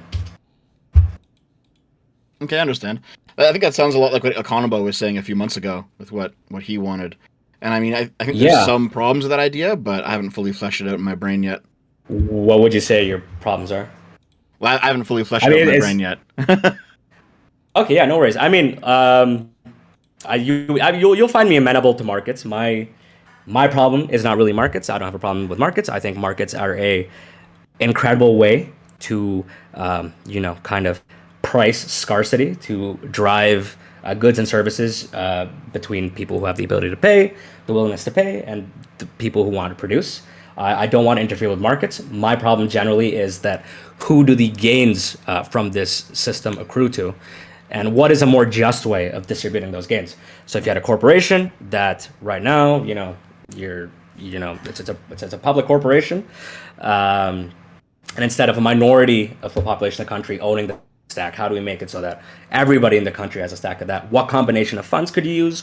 What combination of investment banks, or what combination of nationalized banks could you use to buy their debt, buy their equity, whatever? So I guess it's the kind of econo boy, Matt Brunick, James Bedlock conception of social democracy or democratic socialism. I guess the question I have for you, Dev, I'm assuming you listened to the conversation or most of it. Yep. Was there anything that we didn't talk about that you thought that we should have, or is there anything that, as we were talking about, you substantively saw, hey, you guys are missing the mark, or you needed to focus on this more, etc.? What are your thoughts? A couple things actually. Go ahead. Sid, you said earlier that that the Republicans are you basically find the Republicans to be disgusting, and I understand that position very well. There's good reason for it. If we lived in like an alternate universe where the Democrats were overrun by authoritarian socialists doing exactly what Trump is doing right now, and the alternative was like normie neocons in the Republican Party, would you be voting red no matter who, just to save democracy? Yes, 100%. Okay. I support, again, I want to reiterate, as I said in the start, I support liberal values. The reason that I consider myself under the umbrella of democratic socialism or social democracy is that I believe maybe there's a different system that can best embody the ideals of liberalism. So if it's a competition between authoritarian socialists that are trying to deprive people of their freedom, of their democratic rights, or neocons who are suboptimal, maybe on foreign policy, but do support a liberal democratic notion of a country, I will always support the team that believes in liberal democracy. Right. When you say you think that democratic socialism can fulfill the values of liberalism better, I guess. What do you mean by that? I think I know what you mean by that, but I think I want you to tell me so I don't put words in your mouth. I mean, when I think of maybe the main tenets of liberalism, and I have to interrogate myself a little bit more on this, I think about things like maximizing freedom, access to equal, having equal opportunity, democratic rights, and the protection of sort of individual rights. I think to be meaningfully free in a country, it requires a certain level of redistribution. It requires a robust welfare state for people to meaningfully embody the idea of freedom. Because, like, for example, if you're a single mom, right, you're working 80 hours a week, you're relying on federal programs that phase out as you move through the income ladder. I don't think you're meaningfully free. So I think if you had a welfare state, maybe that redistributed a little bit more, gave you some ability. You weren't chained to a job because of healthcare. I think that makes you a little bit free rather than just having the right to be free, if that makes sense. No, I get it. Because I've talked to socialists before, and they'll say that like the values of the Enlightenment are liberty, fraternity, equality, and liberalism has failed to fulfill them, but socialism will, sort of thing. So I think I know where you're coming from. I guess the only issue is that like it seems like the state you're describing is still a liberal state. It just has a welfare state basically. You haven't like. It's the same thing I said to a Boy back when that was happening a few months ago, is that like the anarcho-communist would say that you're still a liberal, that you're not a socialist at all. I mean, I never put stock in what anarcho-communists say because they're fucking 14 years old, so I don't really give a shit about what they say. But what I would say is that you can't look at, for example, the reason I call myself the American socialist, at least in the political lineage, is because I'm supportive of basically the conditions that made the Nordic model happen. And I don't think you can look at it in isolation. You can't just say it was just a welfare state that spontaneously came to be, right? You have basically three epochs of the Nordic welfare state. It started off in the first wave, which was socialists who banded together under a party under a parliamentary democracy, pushed together meaningful reforms under a parliament, and then put forward kind of socialist principles within a parliamentary framework to redistribute more wealth, to have workers have a greater stake in the economy, to have a welfare state that is truly universal. It just didn't happen spontaneously. I think it required a certain level of political participation in the Swedish or Norwegian parliament to get to that stage. So to those people, I would say like I think they just look at that welfare state in isolation. I think that's kind of problematic because you miss what preceded it. You miss what it took to get there, if that makes sense. No, I understand. I just don't see how every country in the world could do this when they don't all live under the same conditions as the Nordic countries do. Do you have anything for Destiny that you heard him say that you would disagree with him or anything like that? I guess one thing, very early on, Destiny, you said that progressivism has nothing to do with Marxism. I just disagree with you on that. I think the intersectional lens is the same lens of analysis. It's just applied to other groups rather than class conflict. Isn't Marxism definitionally not intersectional and like isolates everything to just like class struggle and tries to form a narrative around the struggle between the proletariat and the bourgeois, like through all of history? Isn't that the whole point of like Marxist analysis? Yes, but the way the analysis plays out is that you end up giving greater moral weight to the people who have the power in the relationship, and the intersectionalists definitely do that. Yeah, sure. I don't know if this is like a critical theory thing or if critical theory has origins in Marxist analysis or whatever, but I mean, it's still... It does actually, yeah. Okay. I mean, like, it might be related in some way, but to reduce, especially when you're Jordan Peterson on Joe Rogan, to reduce like all of progressivism or whatever to postmodern neo-Marxism, these were meaningless buzzwords that meant nothing, I think. Yeah, it's like if somebody said, if I'm in a room full of retards and somebody's like, the reason why we went to Iraq, we went to war in the Middle East was for oil. Like, this is a retarded statement. That's not true. But if somebody is like more intelligent, and I'm in a room of more intelligent people, and somebody's like, we're involved in a lot of conflict in the Middle East because of oil. It kind of is true, but like in a more roundabout way, that we prefer leaders there that are allegiant to the United States. We like oil traded in denominated dollars. We like easy access to oil that we're always going to have a guarantee to markets for. Like, so in a way, it's broadly true, but in the way of like we went to war with Iraq to steal their oil, that's retarded. That's not true, right? So like in a way that like it's critical theory and all of this, can you draw like a line from like Marxism to critical theory and analysis to things that led to intersectionality or whatever? Sure. But like, is it the neo-postmodern Marxist, like Foucault himself came back from the dead to give us DEI and affirmative action that people like Jordan Peterson said? No, I think it's so stupid it's wrong, I would say, yeah.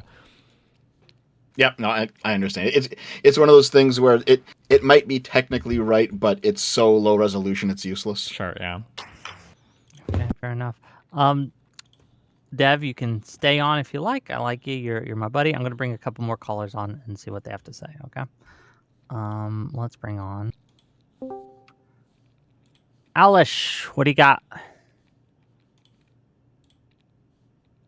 Sorry. Hey, what's up? What do you have for Sid or Destiny? Go ahead. For Destiny, I want to ask, like, why don't you push back enough? I feel like you don't push back enough on people like framing you as an extremist. Because I mean, people make videos about you all the time, being this crazy extremist, and I know that like you review the videos and you kind of like say, yeah, whatever. But like, I mean, I feel like I do say that like my views aren't really extreme at all, but like, no, they're not. In terms of like pushback, I mean, I'm never talking to these people. These people never want to talk to me. Like, I will point out that like Hassan's views on the party are extreme. Like, you can see the polling data that was referred to earlier by Whick.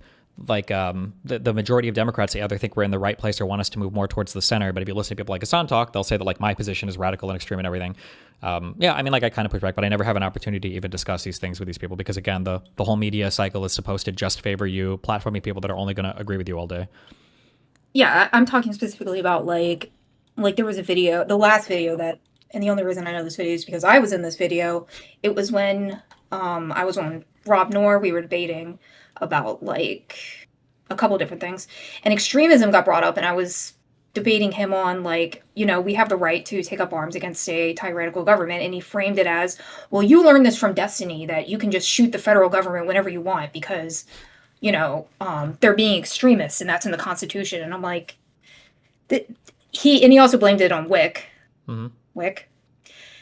Good job, guys. So I don't Yeah, I know know. what to say. Like, honestly, like, look, if someone just continuously lies about you, yeah, and Well, under what's some more, like, well, the more pressing thing is that this was the fucking conservative position fucking forever. You heard so many times these stupid quotes of like, the tree of liberty is refreshed by the blood of patriots. And Benjamin Franklin said that any good democracy needs to have a violent revolution every 100 years. And this was the shit that they would say. Oh, we have guns to fight off a tyrannical federal government. Like we have the right to defend. This was their talking points forever. But now that they're in power and now that they have, now that they can practice systemic violence, now they don't like vigilante violence. But when they feel like the system is against them, then vigilante violence becomes acceptable. Right. Yeah. Right. Yeah, if you hung out in like libertarian circles, you would see this one meme posted constantly, and it was George Washington with sunglasses on, and it said, "Me and my homies would have been stacking bodies by now." Yeah. And every time I repost that at a right winger, they lose their fucking minds because they know exactly what it says to them. Yeah. Yeah, it's absolutely ridiculous that like you can literally quote the Declaration of Independence at them, and they're like, "Oh my God, you're calling for violence? You're so crazy. You're insane." Like, so I guess the two questions I have for you, Alice, is how would you like Destiny to push back more against that? And also, if you have anything for Sid while he's here. But go ahead. this is just first, Destiny. I don't know how. I'm not gonna exactly tell him what I want him to do because I mean he's his own person. If he doesn't want to push back, that's on him, right? Like I can't tell him what to do. But I mean, Hassan, like you said, says insane things all the time. I don't know why my camera is so blurry right now. I'm sorry. I don't know what it's doing, but I don't know. Maybe take a stronger stance against it. Maybe like kind of come out and like decry these ideas because a lot of people. Wait, are you you a talking lot to of me or hate. you're talking to Yeah. Sid? Oh, I mean, I feel like I do, but okay. Well, I know you do, but like it's on your own platform.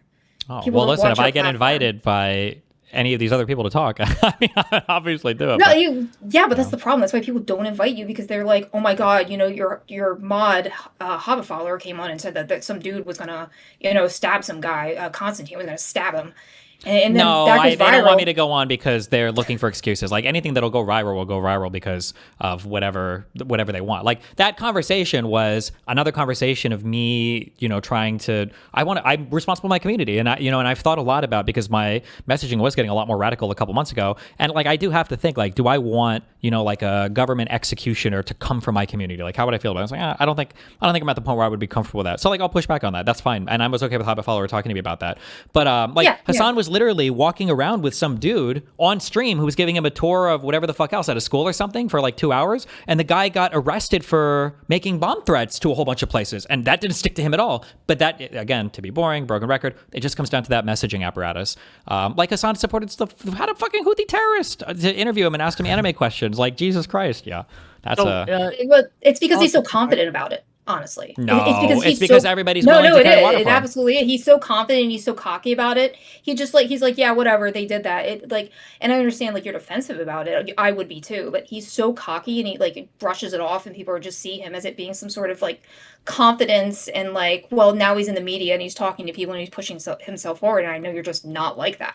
That's probably No, why I he think gets away with it's it and he because like does. watch what happens if somebody comes out and attacks Trump. Every single the klaxons blare, and every single person is out there to defend Trump and carry water for him as much as possible. The same thing happens on the far left when it comes to Hassan. Like anytime there's like an attack piece about Hassan, just look at you can look at my Twitter feed because I retweet a fight with a lot of these people. You've got Kalinsky out here carrying unimaginable amounts of water for him. You've got the Majority Report. You've got Emma Vigilant out here that are defending Hassan with their life. You've got the Pod Save guys that are defending Hassan with their life. You've got every single large like far left person who is willing to do whatever it takes to sane wash his reputation and to just like hide and obscure and lie about like obvious truths, and that's like, it's not because Hassan is confident, it's because they're all on the same team, and that's what you have to do when you're on the same team in today's like media world, I would say. I agree. If just real quick, Destiny, if you had all your haters in a room right now, what would you say to them? What message would you like to get through to them that if they were here, just like what is the one thing that you would want to say to kind of get through to them if you can? Are we talking about haters that are like intentional haters, or just people that are Yes, like heard intentional a thing? haters. Like if we Well, 'cause were, if I we're could talking get- about like a gisticle or like a Hassan, there's nothing I could say to these people. They know that they're lying about me. Like that's it. They knowingly engage in bad information. Okay, If it's like so a there's just follower of nothing. theirs that just doesn't know, usually what I'll say is if you hear me give like an insane take on somebody else's stream or whatever, just try to find the source video and just like watch like a couple minutes of it, because these takes are never as radical as they're presented as. Like it's funny. I just went through a Kalinsky video of this fucking retard doing this for Hassan. Hassan will say all day, my takes are out of context, my takes are out of context. But then when you go and look up the actual take, it's not out of context at all. Oftentimes it's even worse when you hear it in context. And then when you look at Kalinsky or Hassan or these other people defend Hassan's take, they're not saying that it was out of context and giving different context that changes how you view it. They're just saying that, well, actually his take is fully justified. Whereas for mine, like I think when a thing gets cut out, like I've never like it should be a thing. It's almost like would I really go to Israel to give the IDF like tips on how to commit war crimes and hide them? That's a ridiculous position to take, right? Or do I really think that all Palestinians need to be genocided and I hate them, or that all protesters should be mowed down by Ku Klux Klansmen? Like you have to think I'm an especially evil person if that's it, you know? And I think it's okay to have like, you can even have heavy criticism. You can have heavy criticism such that you don't even want to fuck with my content. If you're like, I just think Destiny's messaging or the rhetoric is just fucking out of whack, that's fine. But that's still like a fundamentally different thing than like, oh yeah, Destiny, he's the guy that wants protesters to be murdered by Klansmen. That's just, you're so far removed from reality at that point. That's just the thing that you say it so flippantly, and like that's why it's so easy to clip, because you just like say it with like they don't get your sarcasm, like they don't understand. It's not about that sarcasm you're being though, sarcastic. bro. Look at we could run down how many Hassan clips talking about this is if you want free Medicare, you should murder Rick Scott or whatever, or that Crenshaw got fucked in the eye socket by a brave Mujahideen soldier, or America deserved 9/11. Like there is like take after take after. It was like holy shit, but he's got a whole team that comes out to defend him on all these, so it's A-okay. He tweeted a picture of the homemade firearm or whatever that I think assassinated Shinzo Abe or whatever. He's tweeting this. I think that was at a congressman. It was like, holy fuck. Oh yeah, I mean he brags all the time about like, you know, China should just be China. We should just, you know, have communism, and like that's what we need. Gotcha. But like you're so easily clippable that people just see these clips and they're like, oh my god, Destiny is insane. Like he's done all this crazy insane thing. But that kind of does play into the next thing that I was going to bring up, which kind of goes for both of you guys can answer. It does have to do with specific One last messaging. thing, then we got to cycle. Yeah, absolutely.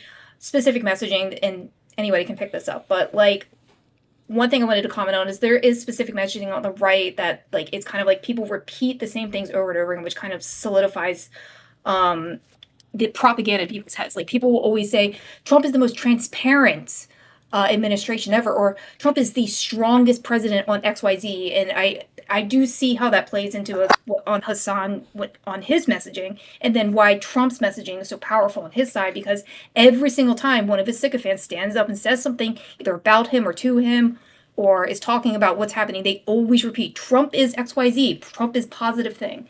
What do you guys think about that? Well, I mean, like, there's a lot of true. I call these just truisms or whatever about Trump that are just not true. That he was good on the budget. That Doge was helpful. That he's honest. That he's a negotiator. I mean, like, I think these are all dumb talking points. Or they're good talking points, but I don't think any of them are true. I mean, I usually try to. Oh my god! Don't you call me dumb? Oh, what? Okay. Or no, I mean that like I don't think I think the points are not true. I mean, like, so yeah, I fight against this when I go. Yeah. I know. I understand. Well, that's why all the left has this. I mean, all the right has the same talking points as they hear people say them. That's why all their talking points are consistent across the board. They all hear them. Well, okay, I'm sorry. Alish, Alish, I think what you're getting at here is just it's not something that can be solved just by honing up your messaging. There's always going to be when you're dealing with a bad faith movement like MAGA or like a lot of socialists. Sorry, said is that like you have max consideration versus minimum consideration, where they will give the most possible leeway to their allies and the least possible leeway to their enemies, and that's just how it is. You just have to deal with that. The best example I can think of is Jack Posobiec, back when Biden was president, said 86-46. And then later on, you had somebody say on the Democrat side say, I forget who it was. He said 86-47, and they all react. Was it Comey? Okay. Well, they all reacted like they were threatening to kill Trump, and it's like, hold on. Jack Posobiec said the same fucking thing, and no one said anything about it back then. He made stickers about it, like literally. Like yes. there were stickers and products, and you could like buy it. Like what?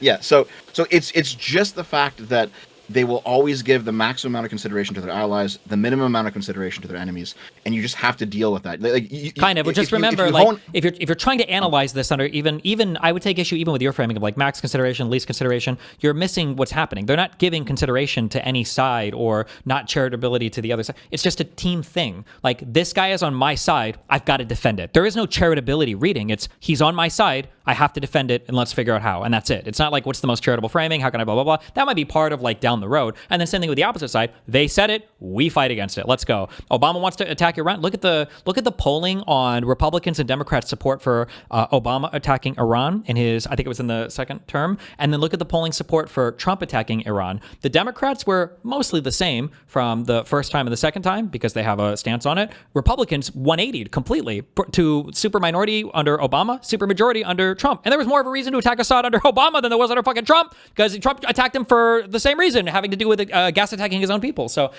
yeah, it's not about a charitability thing or like it's like it's a team sports thing through and through 100%. Yeah, like money for Ukraine is demonic. Yes. Money for Israel is okay. I'm sorry. Sorry. No, you're okay. All right, Alice, bye. love you. I think I agree with you, Destiny. It's just that the charitability is how they justify it later. Yeah, that's a down the road thing, though. Yeah. But they might not even care. They might just fucking lie to your fucking face. They might say, fuck it, I don't even know how to defend this, so I'm just going to fucking lie about it. Like how they lie about who was president. Like, how many people... Charlottesville was a very fine rally. There were good people on both sides, okay? Like, Charlottesville was not as big of a deal. Heather Hay, remember early on when they used to say, I know this because you ran in all these circles, where they used to say she died of a heart attack, right? I think Sargon and all of them used to say that.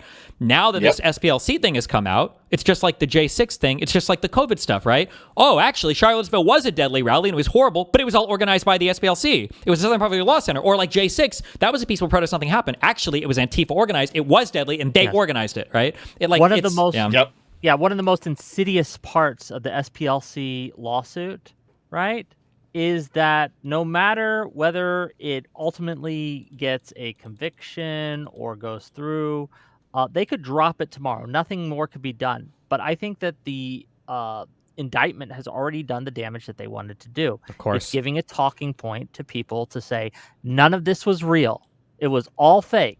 Right? It was all done by the Democrats. The Democrats, the SPLC, they all funded it. And it's just a remarkably dishonest presentation of what the indictment actually says. Yep. Right? If you go through the indictment, because initially when I saw it on my feed, I thought, oh shit, they were secretly funding these groups and whole organizing time? The protests themselves. That's what it looks like. Yeah. And that's what most people are going to take from it. Yeah. Or already have taken from it. Yeah.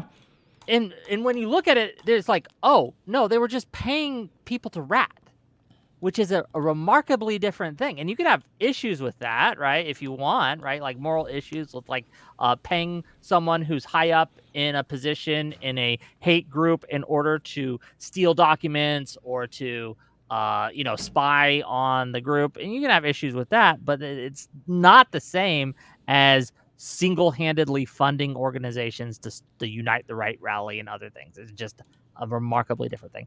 And so, let's bring on... So I'm ranting. I'll bring on the next contestant on whatever the fuck this is. Contestant? Yeah, whatever. Okay. Hi, you're live. What do you got? You're muted on your end, sir or ma'am.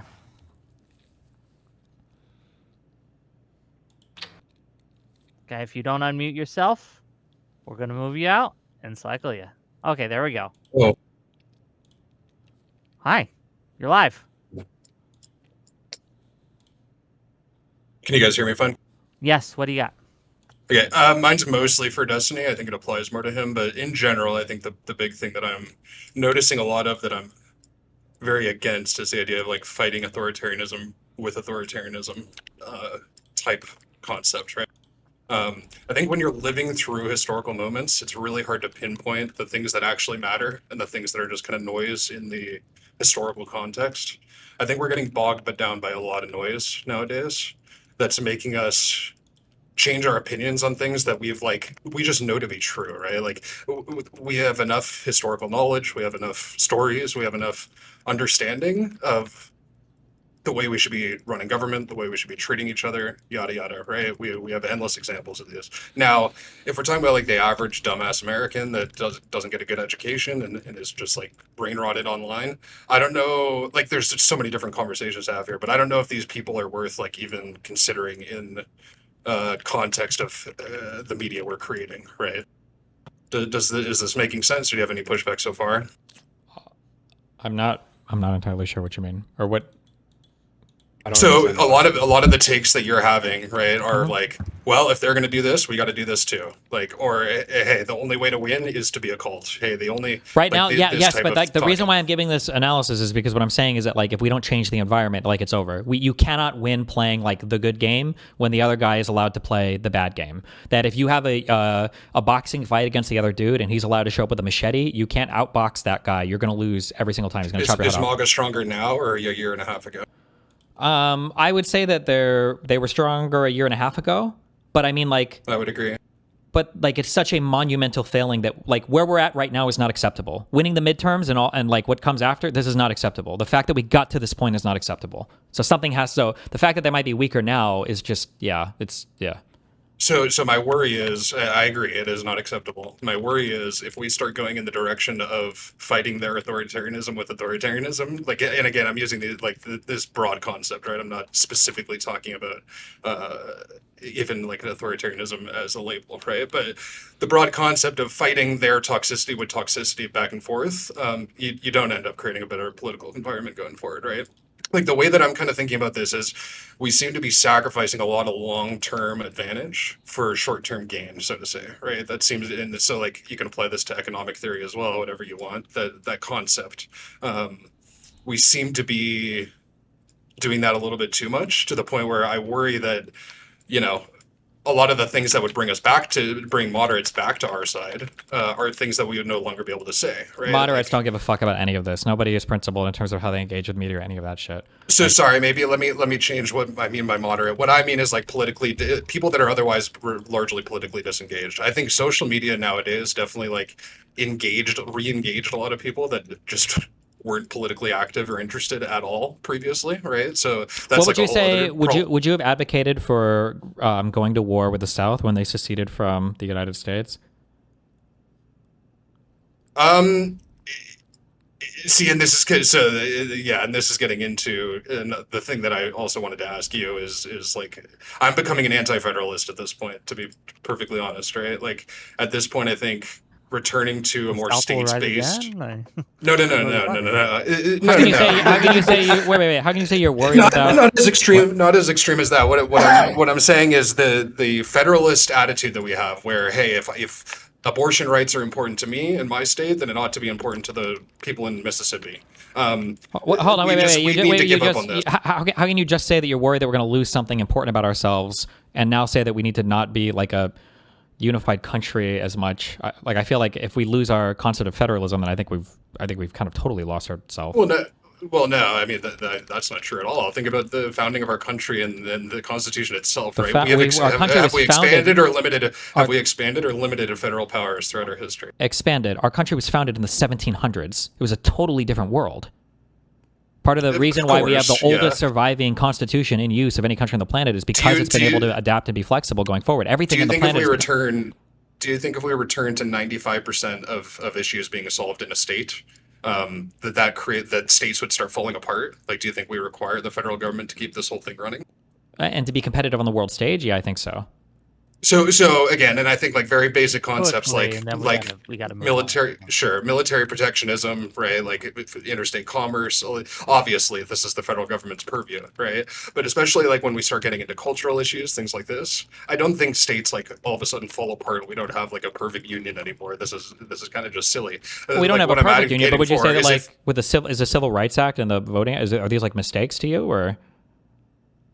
No, obviously not, right? So well, you say obviously not, but that was one of the largest expansions of federal government power was like getting rid of like the separate but equal doctrine, enforcing like desegregation or whatever. Like they had to send marshals and stuff to schools to ensure this.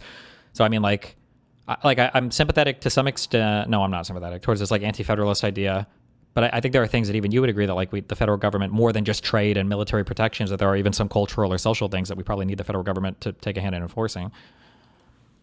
And I think with extreme cases like slavery and stuff like this, that has a much larger argument, right? Segregation and Jim Crow is not slavery, right? It's not as bad as slavery. It's just not equal treatment in some places, but Okay. It's up there. It's up there. no, Anyway, hold on. Wait, to be the clear, main thing. no, it's not. It's not. 1960 black people were not.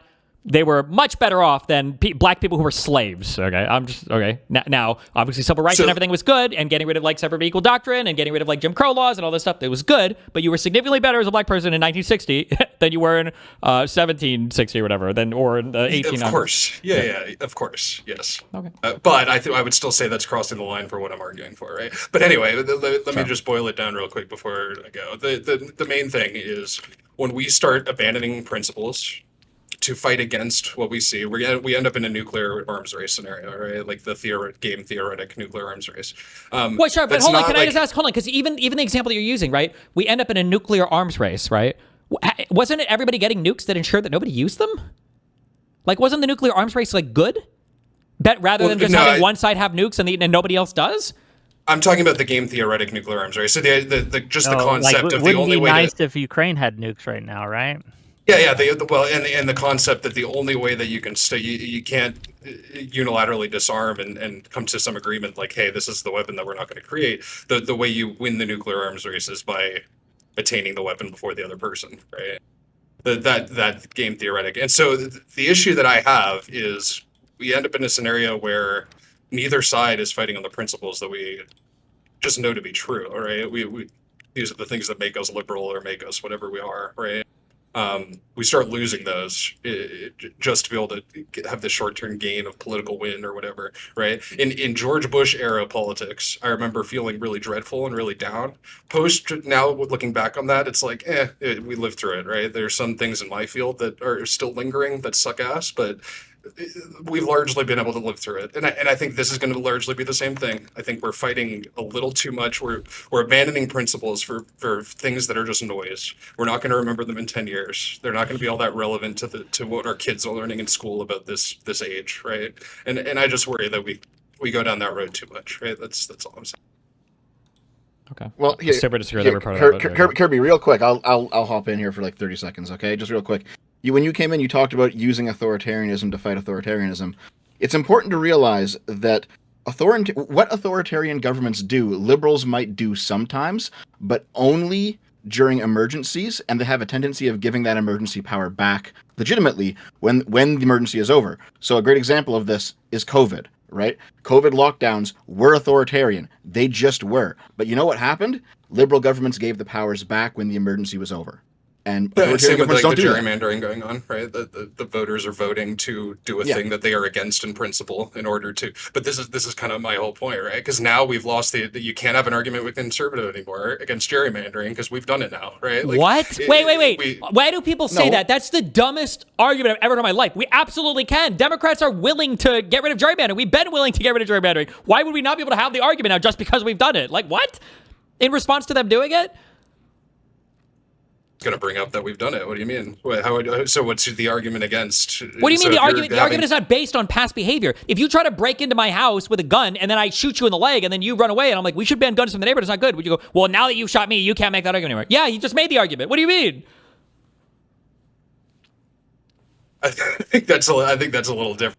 You can't keep saying every example I give is different when I'm literally addressing the core issue of your points. The reason why I brought up the nuclear thing for the nuclear thing is that having countries aim nukes at each other is what kept people from nuking each other. Having a single country with nukes, it was the only time anybody ever nuked each other, and it probably would be more nuking if nobody else had them. When it comes to being able to argue on the principle of a matter, doing something in response to the other side doing it is not the same thing as them doing it unprovoked. If somebody punches you, while you're saying we should not punch each other, then somebody punches you and then you punch them back, and now they're like, well, now you can't tell anybody not to punch each other. That's bullshit. No, of course you can. You can still advocate for that position. In the media environment where everything's done through 20-second clips, the conservatives are now going to be yelling nonstop. The liberals like gerrymandering. Hey, look, they did it. Nonsense, right? This isn't that hard to understand. Wait, but what were they arguing before? They were saying the same thing before. they were gerrymandering everything. Like, why? Like, I think if anything, we're closer now to getting rid of gerrymandering on a federal level. I think we could get closer. We're closer now than we were after Texas did it. 100%. I think we would be closer now. I don't know if Republicans would come on board with it, but I think we could get there better now that they've seen what the result is. Yeah, I guess the question for you, dear caller, is what are Republicans going to start doing differently that they weren't before, right? Like, they were always saying this. This was a constant refrain. And again, when you ask them and when you press them, most of them will say, like, and you'll be like, well, what about Texas? What about these other states that are gerrymandered on the Republican side? And they will literally say things like, well, it's good when we do it, and it's bad when you do it. And that's really their only consideration. Like, we're not fighting principled people here. Yeah, I mean, so the way that I see it, like politics in general in this country, right, is there's essentially there's two teams, right, obviously, and then there's a bunch of people that they're not rostered, right. So they're changing teams. They can change teams willy nilly. They can change teams election to election, whatever it is, right. You are trying to fight the other team in a way that brings people to your team. That is the ultimate objective, right. So the people you're bringing up are people that I just Well, see not as... just that, but like that is one consideration. But the other consideration is stopping the other team for doing the things that are going to hurt you long term, right? So there are multiple considerations here. I agree with you that, and I've argued against Destiny on this in certain aspects, right, of his of the way he talks about certain events, right? We've had this conversation before, but when it comes to things like gerrymandering, this is something where if we don't fight back, that's it. Like, this is just Like the question, math. wait, Well, do you to think be it was to a be very mistake? clear, Do you think the the gerrymander? I wasn't arguing against the gerrymandering. I want to make that really clear. I was adding an example to what Dev was saying. Wait, so do you think it I'm was not against acceptable what for? California's doing? Do you think it was acceptable? Why do you think it was acceptable for Democrats to engage in that fight back there? The gerrymandering for the California? Yeah. I mean, the same reason you do, right? Which is that the Republicans were doing it in Texas, and this was the way to fight back, so to say. Right? But then I feel like that is counter to the entire argument that you just laid out before. Am I crazy? The authoritarian argument?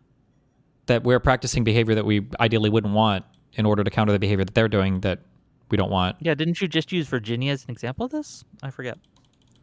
I don't think I brought up Virginia, but I would have brought up California.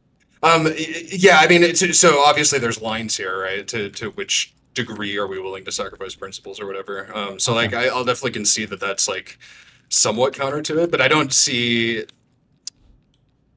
what I wish that the California would have done differently and Virginia done differently is I wish we would have added clauses that would essentially say, hey, if Texas doesn't do it, we won't do it, right? I think that would have been way more acceptable. Well, hold to on, me, like, just way- real made quick. me way Like, happier. we've tried to get on a national level gerrymandering banned.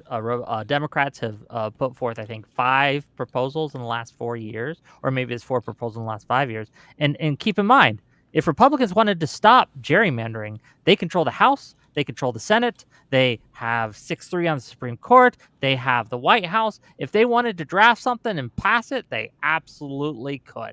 And you got to ask yourself, why don't they?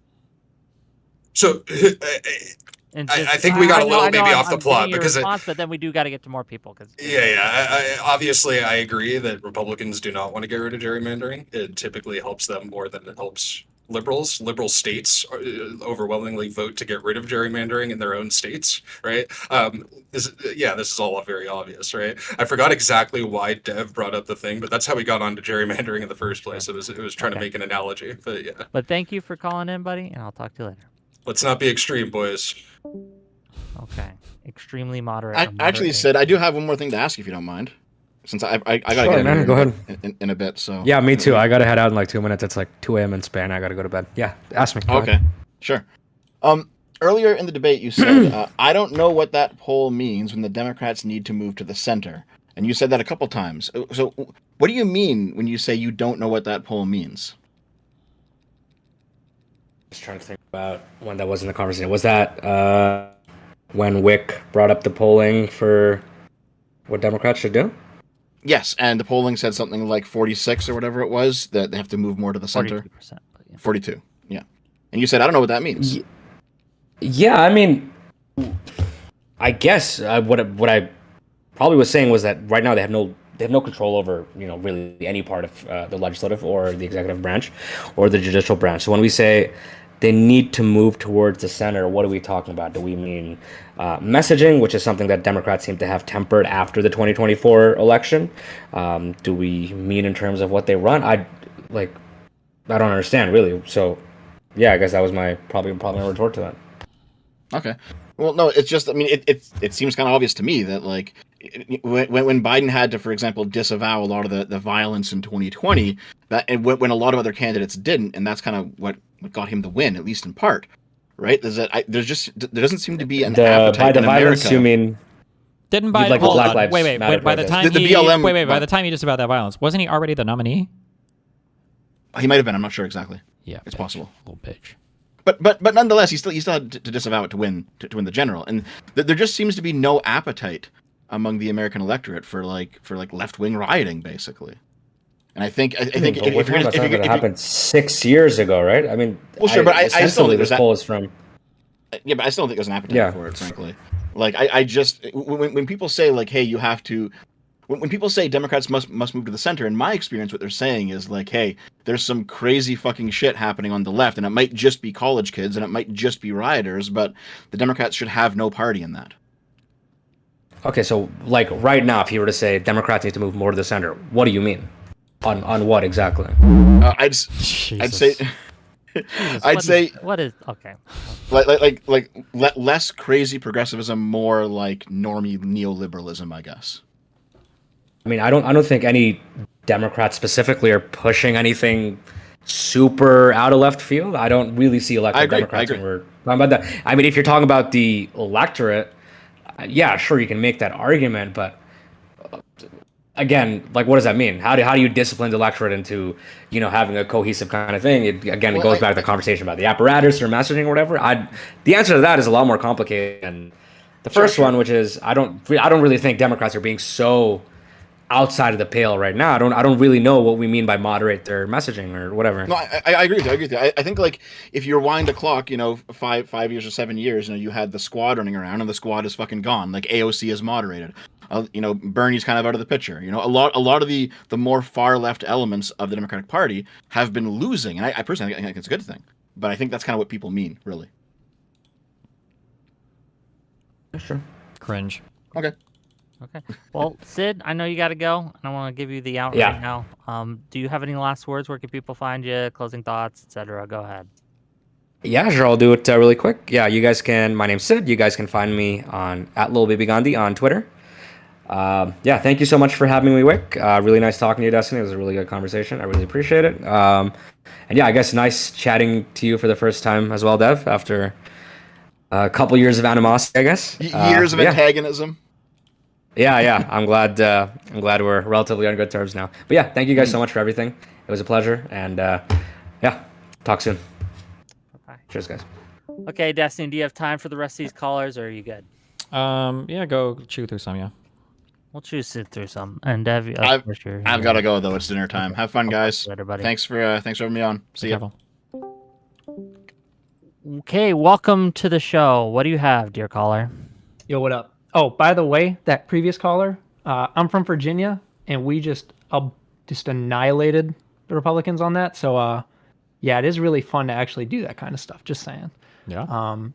Number two, if we think about like local elections and stuff like that, like I'm kind of involved now in like the Virginia like local stuff. What I've noticed for a lot of the younger people that are like joining the groups and stuff like that and getting more involved is that there is a nice like focus on progressivism, but it's not like the over the top online stuff that we see. So I think there's like a really easy way to balance that kind of stuff, especially now that we have like a trifecta down here. We're actually putting out a lot of progressive legislation, especially in the past like 2 weeks, 3 weeks. Where do we, I guess my question would be like, how do we find a way to balance the online progressives versus like the actual on the ground progressives here? Because I think there's a big disconnect there. And I agree with you that the algorithms are an issue and stuff like that, but You just have to see I the don't know if you have difference any thoughts between on like real life. Like again, every district is different. Like there's going to be progressives in Omaha, Nebraska, but that doesn't mean they're going to be the same as like progressives in California. Like just don't let the online shit brain rot people too much, or make everybody feel like every single thing that they do has to be representative of like the national progressive or left wing movement or whatever else. Yeah. Just mock them endlessly too, and make it really clear that the online extremists have no place in this party. That's my answer personally, but is what it is. Anything else you got for us, sir, while you're here? let's say if was it Abdul Al Saeed? That's the guy in Michigan, right?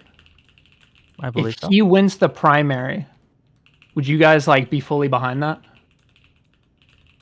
I don't know. I'd have to look more into him. I don't like a lot of his messaging and everything so far. But what would he be? What he's running for senator, right? Yeah. I'm like I would 90% lean towards yes. It would take a lot to move me off of that, just because I would imagine it'd be another blue vote. I mean it's possible, but my guess is it would be a 90% yes. Yeah. Would there be something that you would like? Is there some kind of like if you had to bridge that gap? Would there be some like policies that you support that you would be willing to not abandon, but like put to the side in order to compromise with like that version of progressives when it comes to like kind of cooperating across like state lines and stuff? Not ideologically, not really, no. But I would just support a blue senator over a red one, because I would imagine they'd vote blue more often than not.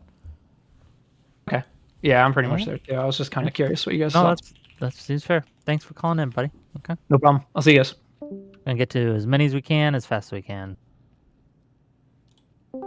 Hello. You're live. Hello. Hey, what's up? Sorry, I just muted the stream. I just wanted to ask what it feels like. A lot of the time, these panels, you guys do them, and then you don't really come away with like action plans for the people on the panel. I noticed that like Ryan Getty pointed this out last time he was on. Is there any like action plan that you guys are gonna take going forward from like this chat or any recent chats about like liberalism, stuff like that? I don't know if the conversations have necessarily been actionable conversations. I apparently this one Whick set up to have me talk about my differences with the Sid guy, so I don't know what's actionable. I don't. Sorry, yeah. Hold on. No, we gotta correct some misinformation. Sid asked me to set it up so that you guys could have a conversation on progressivism. That's what I did. It was a little too, for my taste. I did miss the beginning for what it's worth. Destiny is so right all the time, and I was True. like, okay, come on, let's get something real here. But that was just a my taste thing. So. Hater.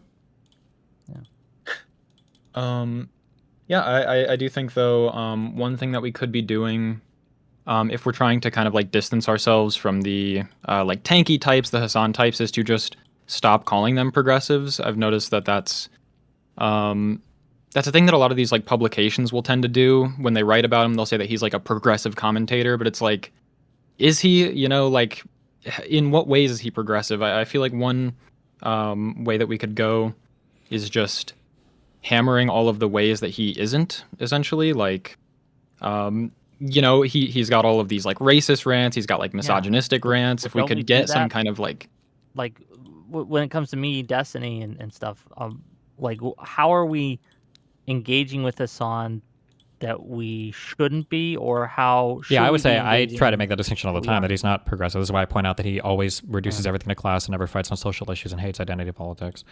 So I agree with you. Yeah, I do like that. I guess yeah, you do a pretty good job of it. I would just like to see it like more from the kind of like center left space. Me too. Like when we're thinking about progressives, I feel like it would be better if the prototypical progressive is somebody like David Pakman or like Brian Tyler Cohen.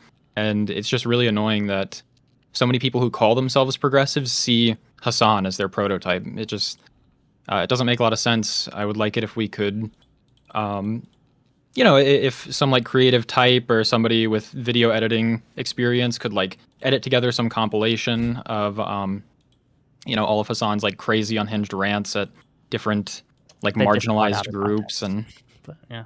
well, it doesn't matter though, right? We're trying to, my goal here would be to show it to people who call themselves progressives and then be like, this guy's your leader, like this guy is the progressive. And then another thing is people Last thing, then we got a cycle. So yeah, I gotta leave anyway. But people in real life have a very different image of what it means to be progressive than people online. Like this, when you ask people in real life, they think of like Kamala Harris and Pete Buttigieg as progressives. And I actually think they have their finger is a lot more on the pulse than people online in this issue, which is weird to say. Like the median voter has better political instincts on this. But yeah, I feel like it would be nice if we just kind of played into that a little bit more. Like when I think of everybody that was on this panel, I think everybody on this panel is more progressive than tankies, unironically, which it's just very frustrating to see people calling tankies progressives. I understand. Well, thank you for calling in, man. Yeah. Appreciate it. Oh, other things. Sorry, final thing. I do have a couple of essays that I think would be interesting, Destiny, for you to read on stream about like the fairness doctrine you talked a few weeks ago, about some kind of like updated way that we could try to regulate speech and things like that. Okay. I don't know how I would like send those to you, but Post it on the subreddit. Do it. Okay. Thank you for being here. sure. Okay. Hello, you're live. What do you got? Sorry for the wait.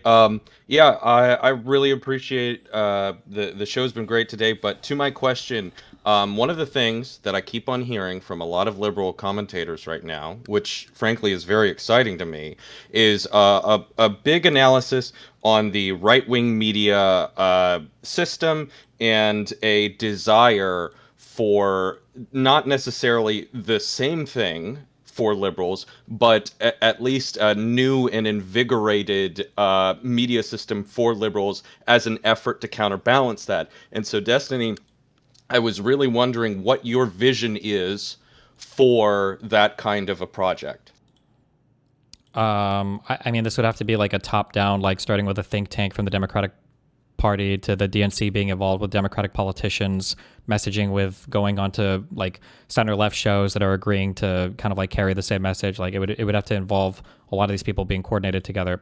Personally, I would prefer rather that we like removed certain protections from social media platforms that have algorithmically generated news feeds or whatever. I would prefer that route rather than turning everybody into like a sycophant. I think is not the way I would prefer to go.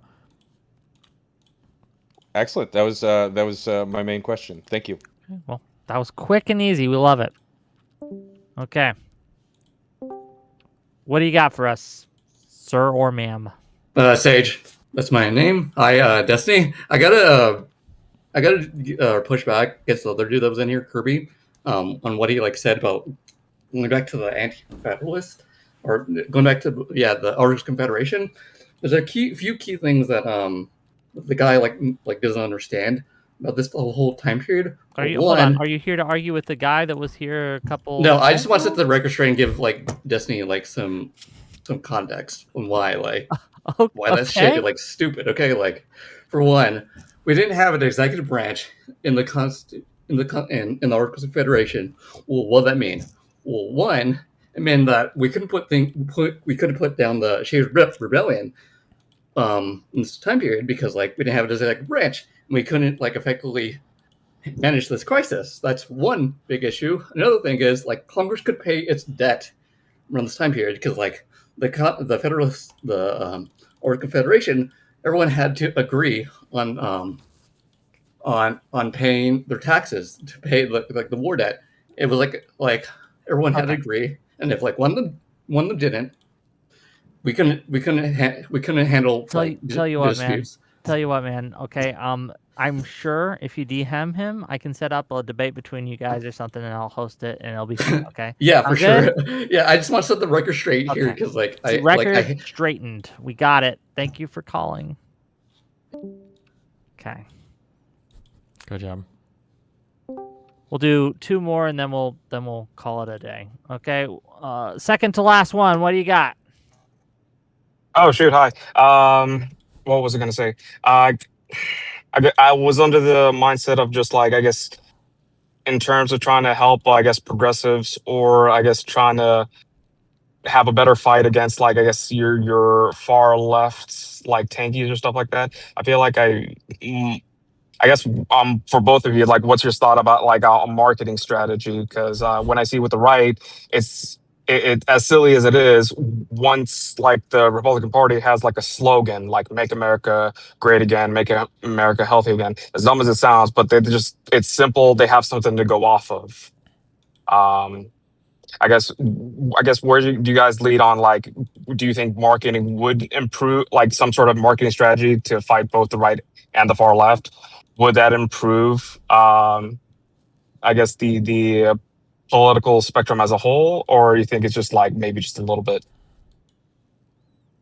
I mean, Are you I mean, asking better to create a good slogan? marketing. Yeah, better marketing and Hmm. better slogans is always a good thing, right? Yeah, I would never Hmm. disagree with that. Yeah. Well, I guess to give it like an example, like for me, like with some of my friend groups, I started considering like the I guess not progressives, but like maybe far lefts and tankies, like certain silly stuff like STDs or STIs. I call them like socialist tankies, like dummies, dumbasses, or what have you. Um, Silly, but it's kind of like, I mean, hey, who wants to be an STD? Am I right? True. Yeah. I'll keep that in Your mind. mom does. Good one. Wait, what? Okay, you heard me. Okay, great. Last caller. Hello, you're live.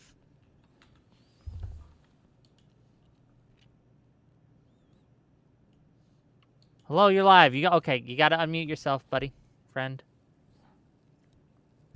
Hello. Hi, what do you have?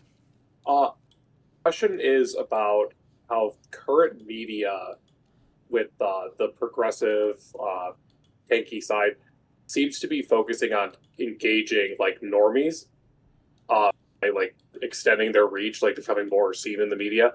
So isn't that kind of like what we should be doing as the like progressive liberal side then, is like engaging with the like less political, less online, like more normie streams of the media system to like Yeah, but are you? gain I'm just direct curious. access to these people? Are you a big fan of mine? I watch you a sizable amount. Who else do you watch? I watch Hutch.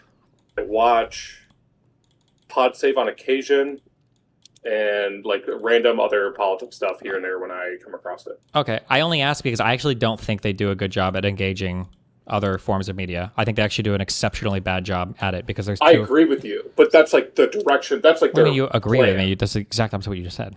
What? That their plan is to try to do that.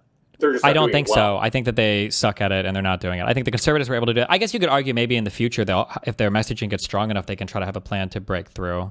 But yeah, I mean, I also agree that we should do that. But I think that comes from our messaging apparatus functioning properly.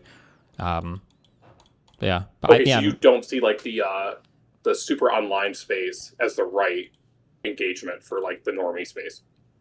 Not necessarily. I just don't think any of them have done a great job at like breaking through.